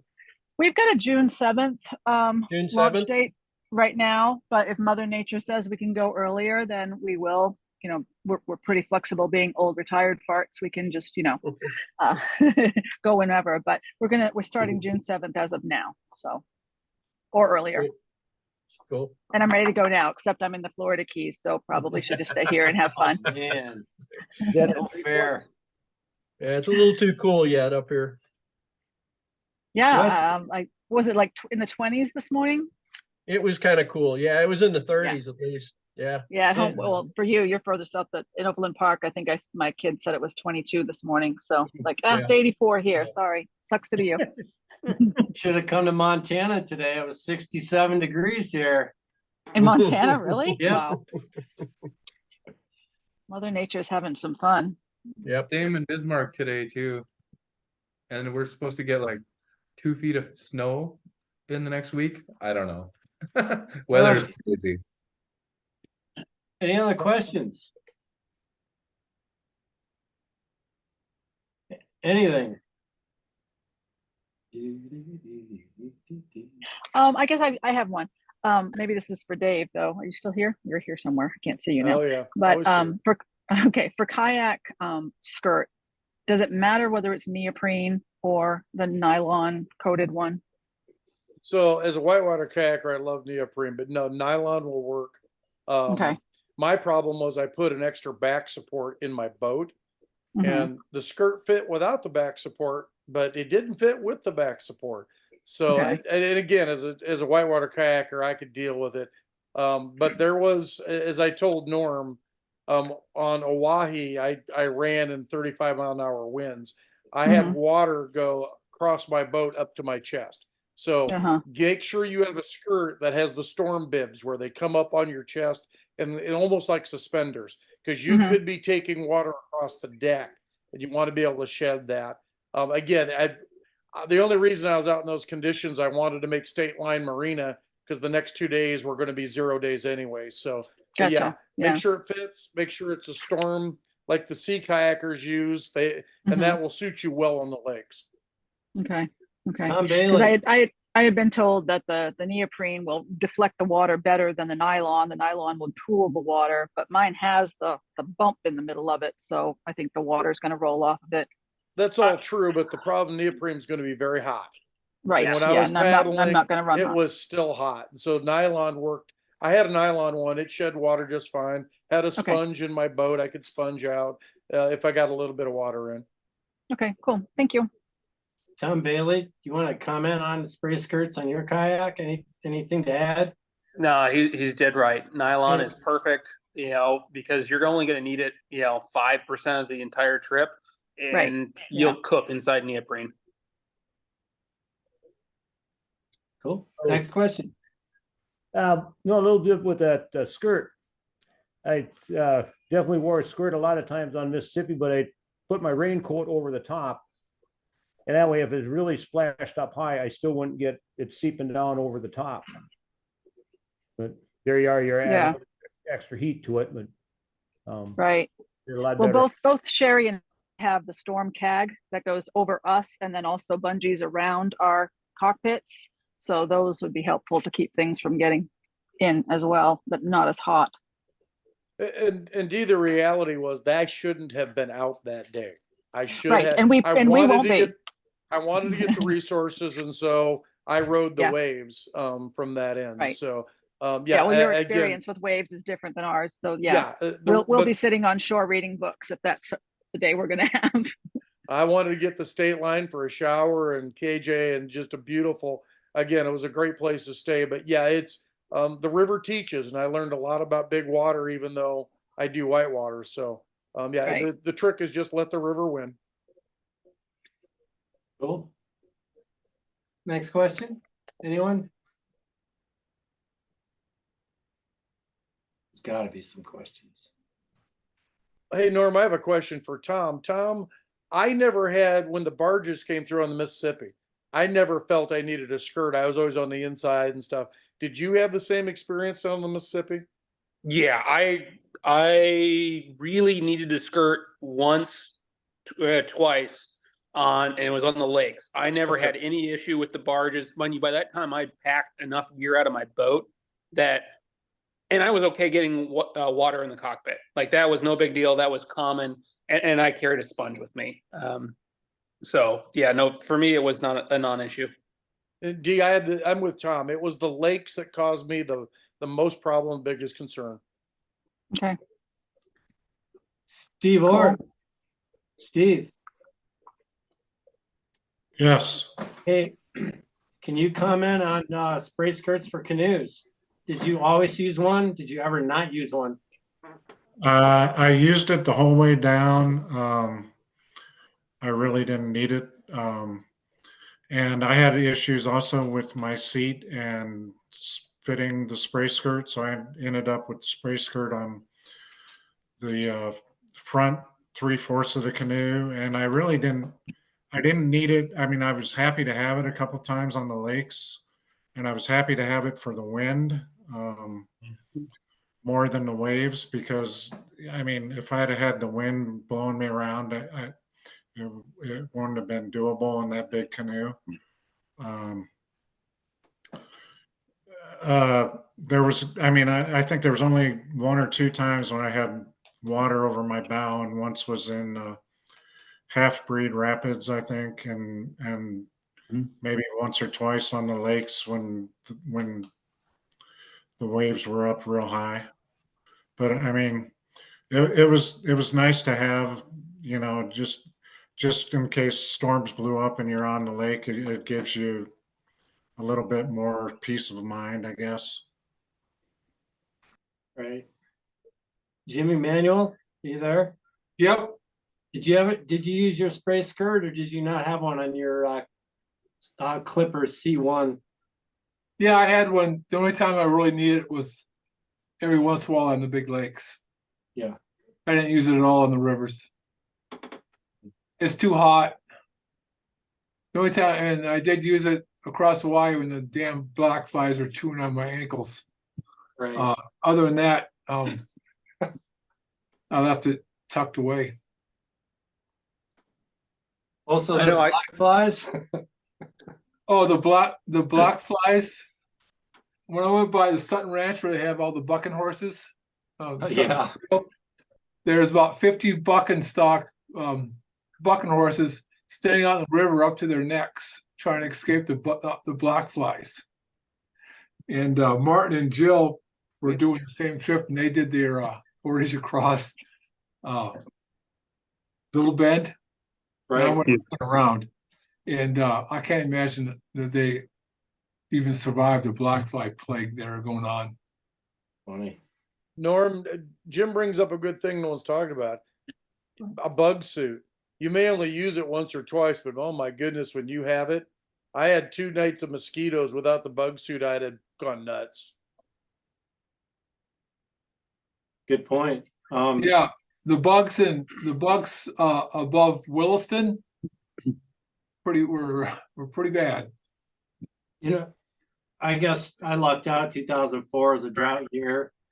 I never saw one mosquito or fly in 6 months, which is unheard of.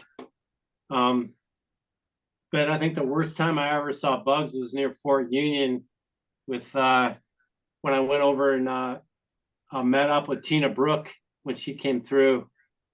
Tina, are you on there? No, she left. No. She left. Bugs are horrible. Mosquitoes are horrible. And it was funny because Lewis and Clark said that was like the worst place they encountered mosquitoes of their whole expedition. And I think all their descendants were there that weekend. So it was crazy. But yeah, I lucked out in 2004. I don't know. I guess it just depends on the year. Mosquitoes was bad at Fort Union last year too. Lose a few pints of blood, did you? You couldn't even eat supper. Wow. On first part of Mississippi last year, mosquitoes were just atrocious, along with the wood ticks. Oh, this permethrin. Yeah. See that? Yep. I sprayed it on my tent the second night, and mosquitoes were swarming on it. About 15 minutes later, there wasn't a mosquito around, and I didn't have to reapply it for the rest of the trip. I was just amazed with it. Joe, could you hold that bottle up one more time for everybody? Because Joe, I'm using is the that same like thing. Perethirin or something like Yep. that with a P? Yeah. Yeah, we use that like for spring turkey hunting. You can only put that on like your clothing. You're not supposed to put it like on your body at all. It's only on like clothing or tents and whatnot. Yeah, that works great. Good stuff. Yeah, good stuff. One other spot where I had this tent already set up and for camp, and I noticed a massive amount of ants. I sprayed the ground a little bit, and in 15 minutes there wasn't an ant in sight. So took care of that too. Joe, hold that can up one more time. Or if you would, just type the name into the chat. I think it's called Sawyer is the manufacturer. Yeah, this one says Ranger Ready. Okay. Tick and insect spray, 0.5% permethrin.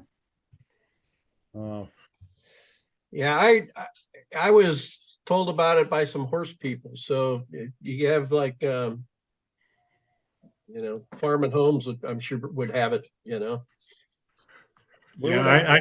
I treated my tent and all my clothes that I took with me, and because I'm kind of tick averse after I got alpha gal syndrome, and but I didn't have any issues with ticks or Type it in, anything. So, I mean, it works. Yeah, Amen. cool. Few more questions. I would type this in, but I don't see where I'm able to do that. We'll figure it out. In the chat, maybe? Yeah, it's Joe in the chat. Just go click on chat and you should be able to then add, say, to everyone down at the bottom. Well, wherever you're, yeah, mine's at the There you bottom. go. Look for chat. Yeah. Thanks, got it. I'd also add the bug suit with that. Spray your gear and have a bug suit. It packs down to nothing, and it's just good insurance.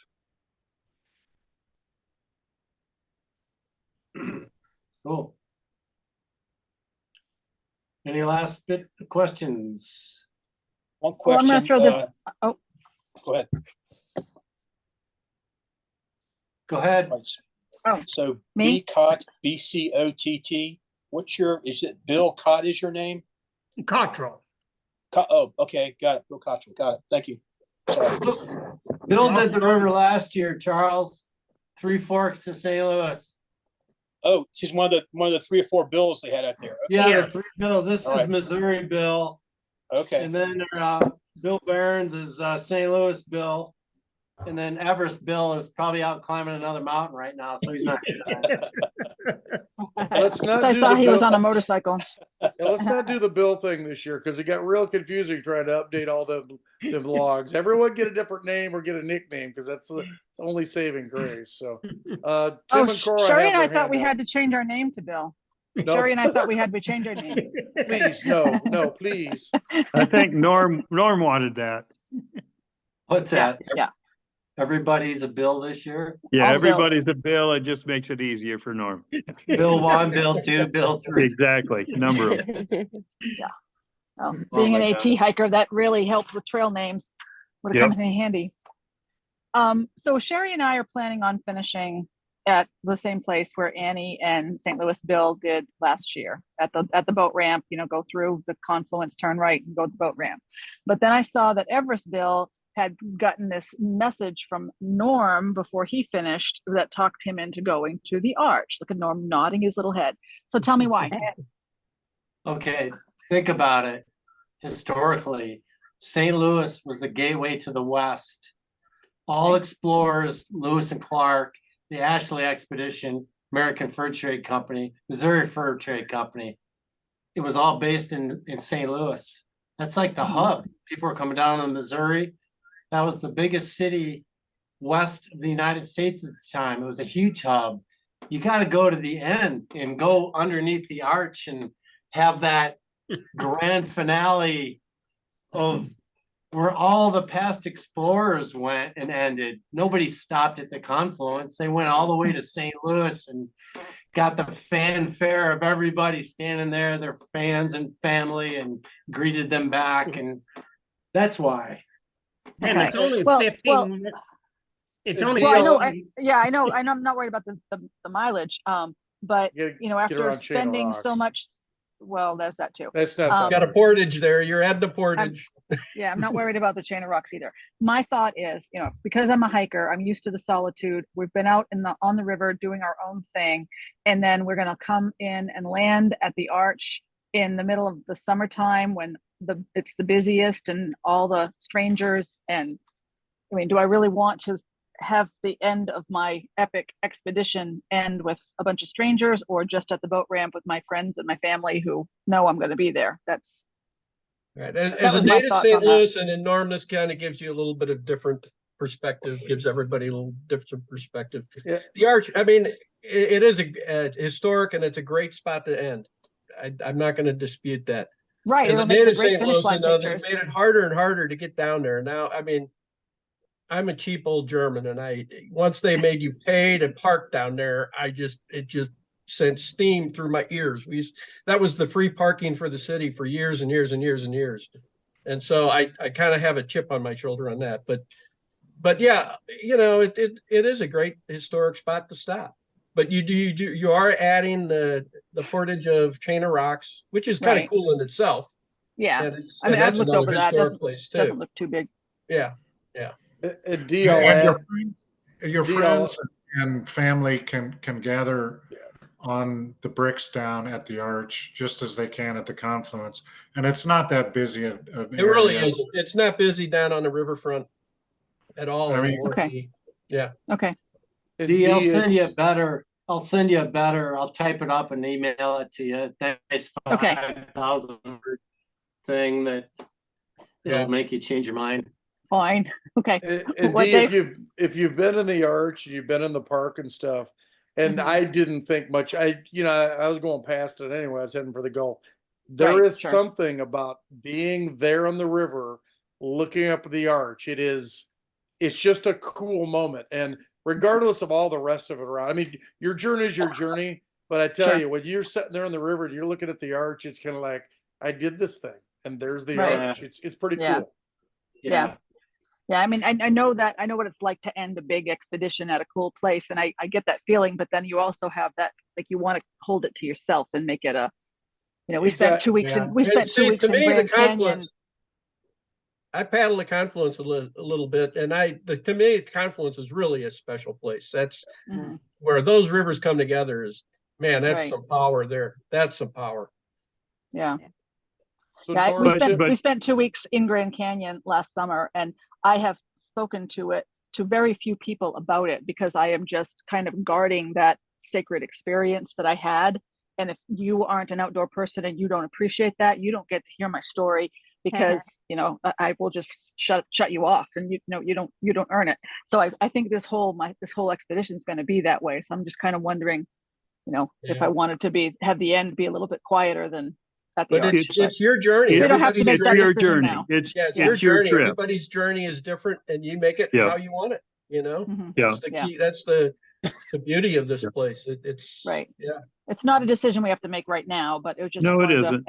and I wanted No. to hear what Norm had to say, so he's going to type up 5,000 words for me, and I'll have an essay to read, I guess. Whatever you do, don't end your trip 200 yards from the boat ramp at Three Forks downstream. That's a whole nother story. Okay. So Yeah. Norm, you got Go. Tim and Cora have their hand up. Yeah, They have go a for question. it, Tim. So we were just wondering about some really like cool places to stop along the river. Like we got Tobacco Gardens and that one glass blowing place. Yep. And also we're gonna have our dog with us, so I'm probably gonna have to wondering about if they're accommodating the dogs and stuff. Oh yeah. Tobacco Gardens accommodate dogs. Lance. had New asked for glass. New Haven's dog friendly. Yeah, they're dog friendly. Yeah. Yeah, it's hard to say. There's a lot of cool places we all can attest to. Definitely New Cooper's Haven. Landing didn't used to be dog friendly, but they are now, so Yeah. that's better. Cooper's Landing. And Tim, you and Cora are going down to the Gulf, right? Oh yeah, we're leaving from Twin Bridges. We're starting on the Jefferson, yeah. Yeah. So keep me in mind, because I actually live in South County. So when you get on the Mississippi and you get past St. Louis, I can give you some help down there. I'm right about where the Merrimack and the Mississippi come together. Okay, sweet. And what's So yeah, use me for I can help out when you get down there. Okay, sweet. Thank you. Hey, can you guys hear me now? Yeah. Yeah, go ahead, Jim. Hey, I'm sorry that you guys can't see me. It's the first time I turned my computer on in 2 months and nothing's working. But D, as far as go D, right? I can't Yes. see names on here. Well, yours is Worms, so there's that. Yeah, I see that anyway. There you go. Well, as far as those guys were saying to go to the arch, definitely do it. And you said being down the Grand. I've been down the Grand 12 times. I've got about 30,000 river miles, and this trip tops all of them. And when I got to the arch, I was going to the arch. When I got to the arch, I just put my boat back in water, and I decided to go to the Gulf. So you may decide to do that too. I doubt that. I doubt that. Well, don't say don't do that. I know. Because it could happen. Right. It could, I suppose. You could But always I have a wedding to attend. You can Anyway, always you just definitely go want to clear go with past the it next too. one more day to the arch, and it's not like it's crowded. There was nobody there. It wasn't like there was a huge crowd. It's definitely pretty cool come up around that corner seeing that arch. Yeah, and anybody that's going to the arch that needs a hand portaging chain of rocks, just let me know too. I can meet you up there and portage you around. I mean, it's right there. I mean, it's not like it's just helping you carry. Right. There's It's plenty like, of what's places like a you could. 200-foot portage or something? Yeah, river yeah, left it's is not not bad. too bad. Yeah. It's a little bit more than that, but not bad. Yeah. Yeah. And if Plenty the of- water's up, you can run it without any real risk. That's true too. Yeah. Got to be Yeah, high though. we haven't seen water up in so many years now. I doubt what's going to be this year. But if You you know, got Evers Bill told me a story, and I should probably let him tell it. But on his Mississippi trip, he inadvertently went over the chain of rocks. Whoops. he was taking pictures and then decided, oh, I better get off to the side, and it Too late. was too late. And he made it. Yeah, it's So- the chain of rocks contains riprap. It contains rebar. It's Oh yeah, I have, it's not a. It's I a have nasty friends that place. run whitewater, and there's very Yeah. specific places to or not to be. So Yeah. the Yep, portage yep. with all our gear is that. Yeah, Yeah. and now Um, there's a big old sailboat down there somewhere too from a couple Oh, years that's ago. sunken long gone. That's underwater well somewhere. past St. Louis by now. That's well past St. Louis. I don't know, could be So, hung up on something. Norm, One thing I'd Chuck note has a for- question. He Go had his ahead, hand Chuck. up. For the chain of rocks portage, if you have a big canoe, it doesn't fit between the guardrails on the parking lot. Wow. So Yeah, that's right. You'll have to pick it up over. You'll have to get help doing that. Yeah. It's Wow, portage yeah, left so- too. It's river left. River Yep, left. know that. Yes. Who's got the question, Chuck? Chuck had a question, Norm. Chuck. Chain of rocks kind of scares me from listening to previous Zoom meetings and this one too. So the portage is river left. There's some kind of canal for barges. Do you get into Don't that? do or the that. portage? Don't And do you don't that. want to. Right. You don't want to Okay. go through the canal. Yeah. Okay. Chuck, Yes, if you send me an email, I can give you the exact GPS coordinates Okay. on river left. And like like Steve said, it's not a long portage. Below the chain is a nice beach. You just got to take your time, move your gear around. But I can send you the coordinates. Okay, As soon thank as you pass the bridge, be getting to the left. Okay. Sounds good. Thank you. Actually, just zooming in on Google Maps will show you right where it is too. Yeah, it It's pops Okay. up. really Yeah. well marked. Good. Thank you. Hug the shore. Question? Wow. Well, if nobody's got a question, I'll jump in for the first time here. Go for it, Jay. Anybody who will be going all the way to the Gulf, feel free to reach out to Anog and myself. We've both done both the Mississippi through New Orleans and the Atchafalaya to the Gulf. We're very active on the Mississippi River Paddlers page. So if you comment on there, I'm sure one of the two of us will see you. And then, yeah, as far as the arch, there's nothing quite like the arch on the river. It's just this huge shiny thing that pops up over the trees. And even if you don't want to end your trip at a busy place, you can always go past it and find a launch further downriver. Obviously, be careful in the port of St. Louis, but the arch is pretty spectacular from the river. So I'll just put that 2 cents in there. Jay, where are you from? I'm from Cannon Falls, Minnesota, so southeast Minnesota. Oh, cool. What's your last name? So on Facebook, I'm Jake Hangler, and That's okay. Yeah, gotcha. Yeah, my real name is actually Josh. Okay. Jay was an online name that I made the mistake of making before my Mississippi trip, and then everybody knew me as Jay, so I couldn't quite take the name back after that. Cool. So Welcome. Thanks for the info. yeah, of course. Jay has a really good video, which I was really mad at him because they were about 3 weeks ahead of me, but he wasn't posting it fast enough for me to use it as beta. But the video Jay has of when you cut through the old lock on the down to Burns Point, really representative of stuff and people thinking about using that route instead of mile marker 0. And that could be Norman next time talk about the end for those going to the Gulf. But Jay's video of he and Ann, really, really good to know what you're going to get into. It's great stuff. Appreciate that. Yeah, we're always happy to answer questions and do whatever we can. If you ever find yourself doing the Mississippi, no doubt my videos will be a big part of your planning. So, but yeah, it was good listening to everybody. It's always fun to be on the big rivers. I'm a perpetual planner. I probably plan 5 trips a year and then do one that was completely not on the radar anyway. So, but the Missouri's on my radar. I just don't know when yet. You may have saw my young one come jump on my lap a couple of times, and now that I have him, it's a little hard to leave for 3 months. So it'll happen. I just don't know when. Cool. Thanks again, Jay. So should we kind of wrap this up? I say so, Norm. We can always do another one that everyone finds them useful, and you recorded them, so they're out there for people to use. So those that have done the river, throw one little piece of advice out and we'll end this. Dave, go ahead and start. Something inspiring, maybe. A little counter. The one thing I learned out of Dave Miller's book is it isn't about how fast you go down the river. It's about enjoying it. I took 4 months. I wish I'd taken 5. So many things to stop and see. When you have a schedule, you have a schedule. And my recommendation is break the river up then, like Anna's doing, a little bit now, a little bit the next year, and just enjoy it, because it'll change you in ways you never thought. Cool. Tom Bailey. I'd probably echo some of that. A lot of it is, learning to trust yourself to make those decisions on the fly, and you'll get there. It will come. So don't stress too much out in your planning. Plan what you can, but recognize that the situation is going to be dramatically different when you're on the water, and just know that you'll be able to handle it at that point.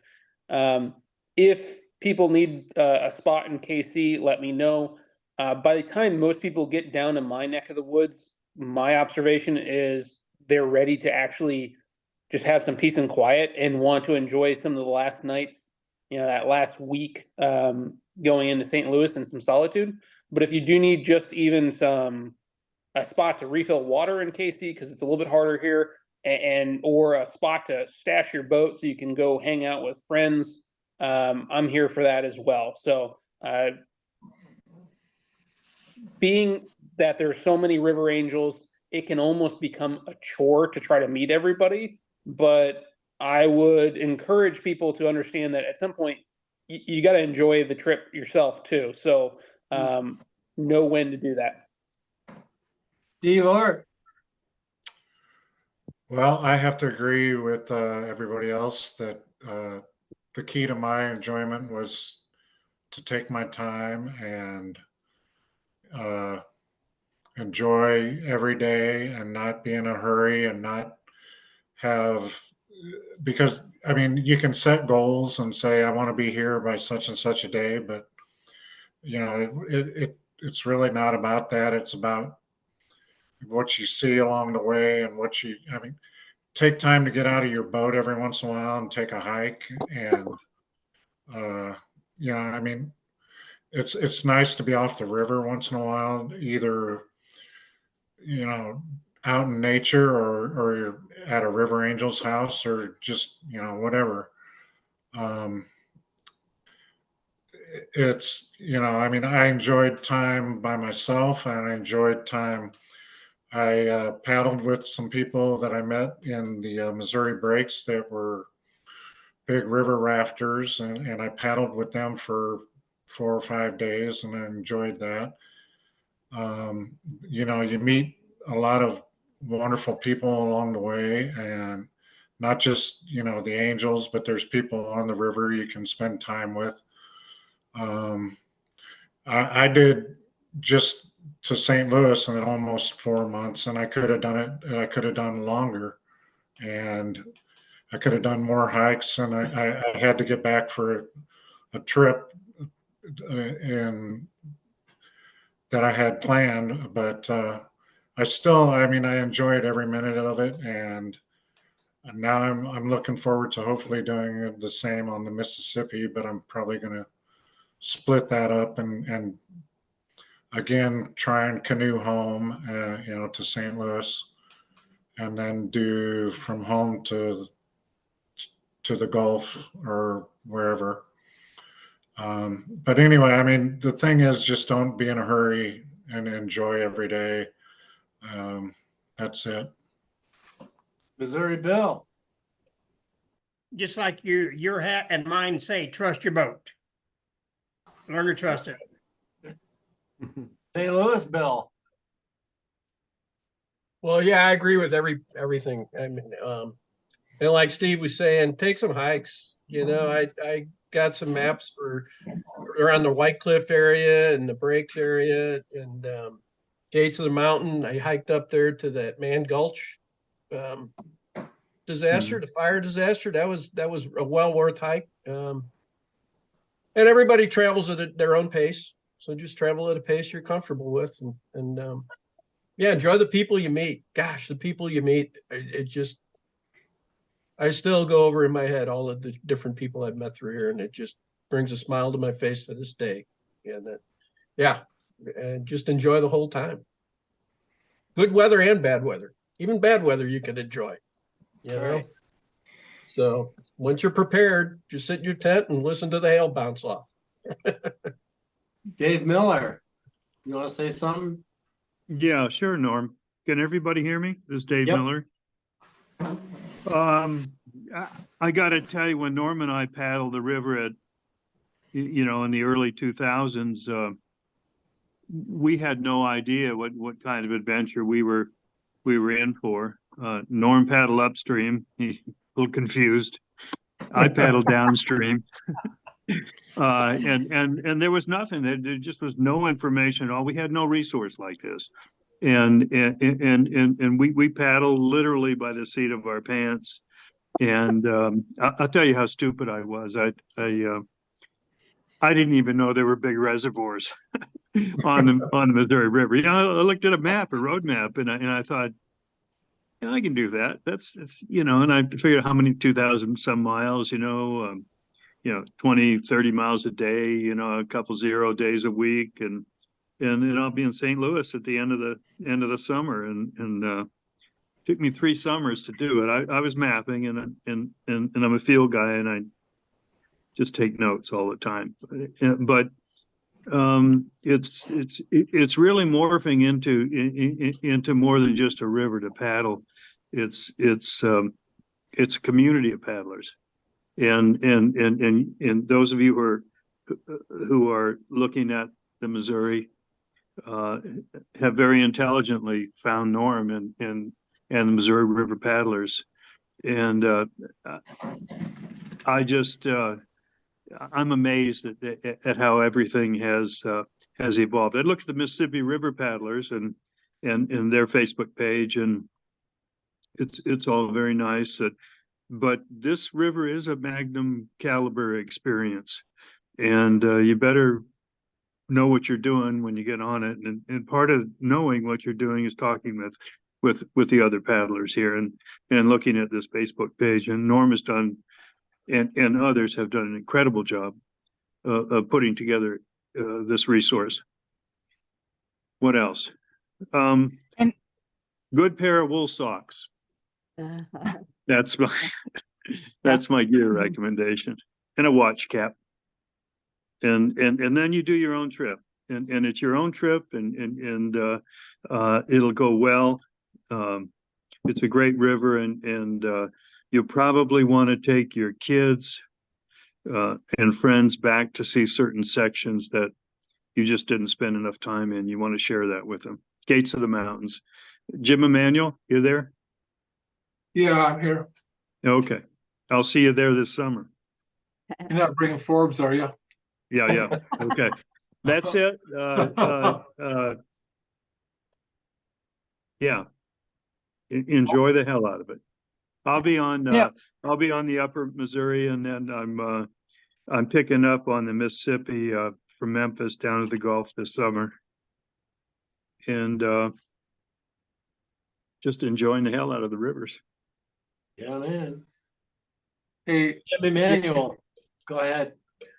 Well, I just want to say, Dave Miller, who wrote the book about paddling the Missouri River, didn't know that there was a 1,000 miles of reservoir on there God. along the way. No, my advice is don't plan too hard, because as soon as you launch, it all changes. I've seen people that don't make it very far, and those are the ones that had every campsite, every meal, every stop planned out. It just doesn't work that way. So just do what you can, get on the river, and it all goes downhill. You can't get lost. And if you meet people and they offer you a beer or a lunch or a dinner or a shower, take them up on it, because that's the best part of the whole trip. And also, when you get in my area, give me a call. I'll paddle with you a day or two.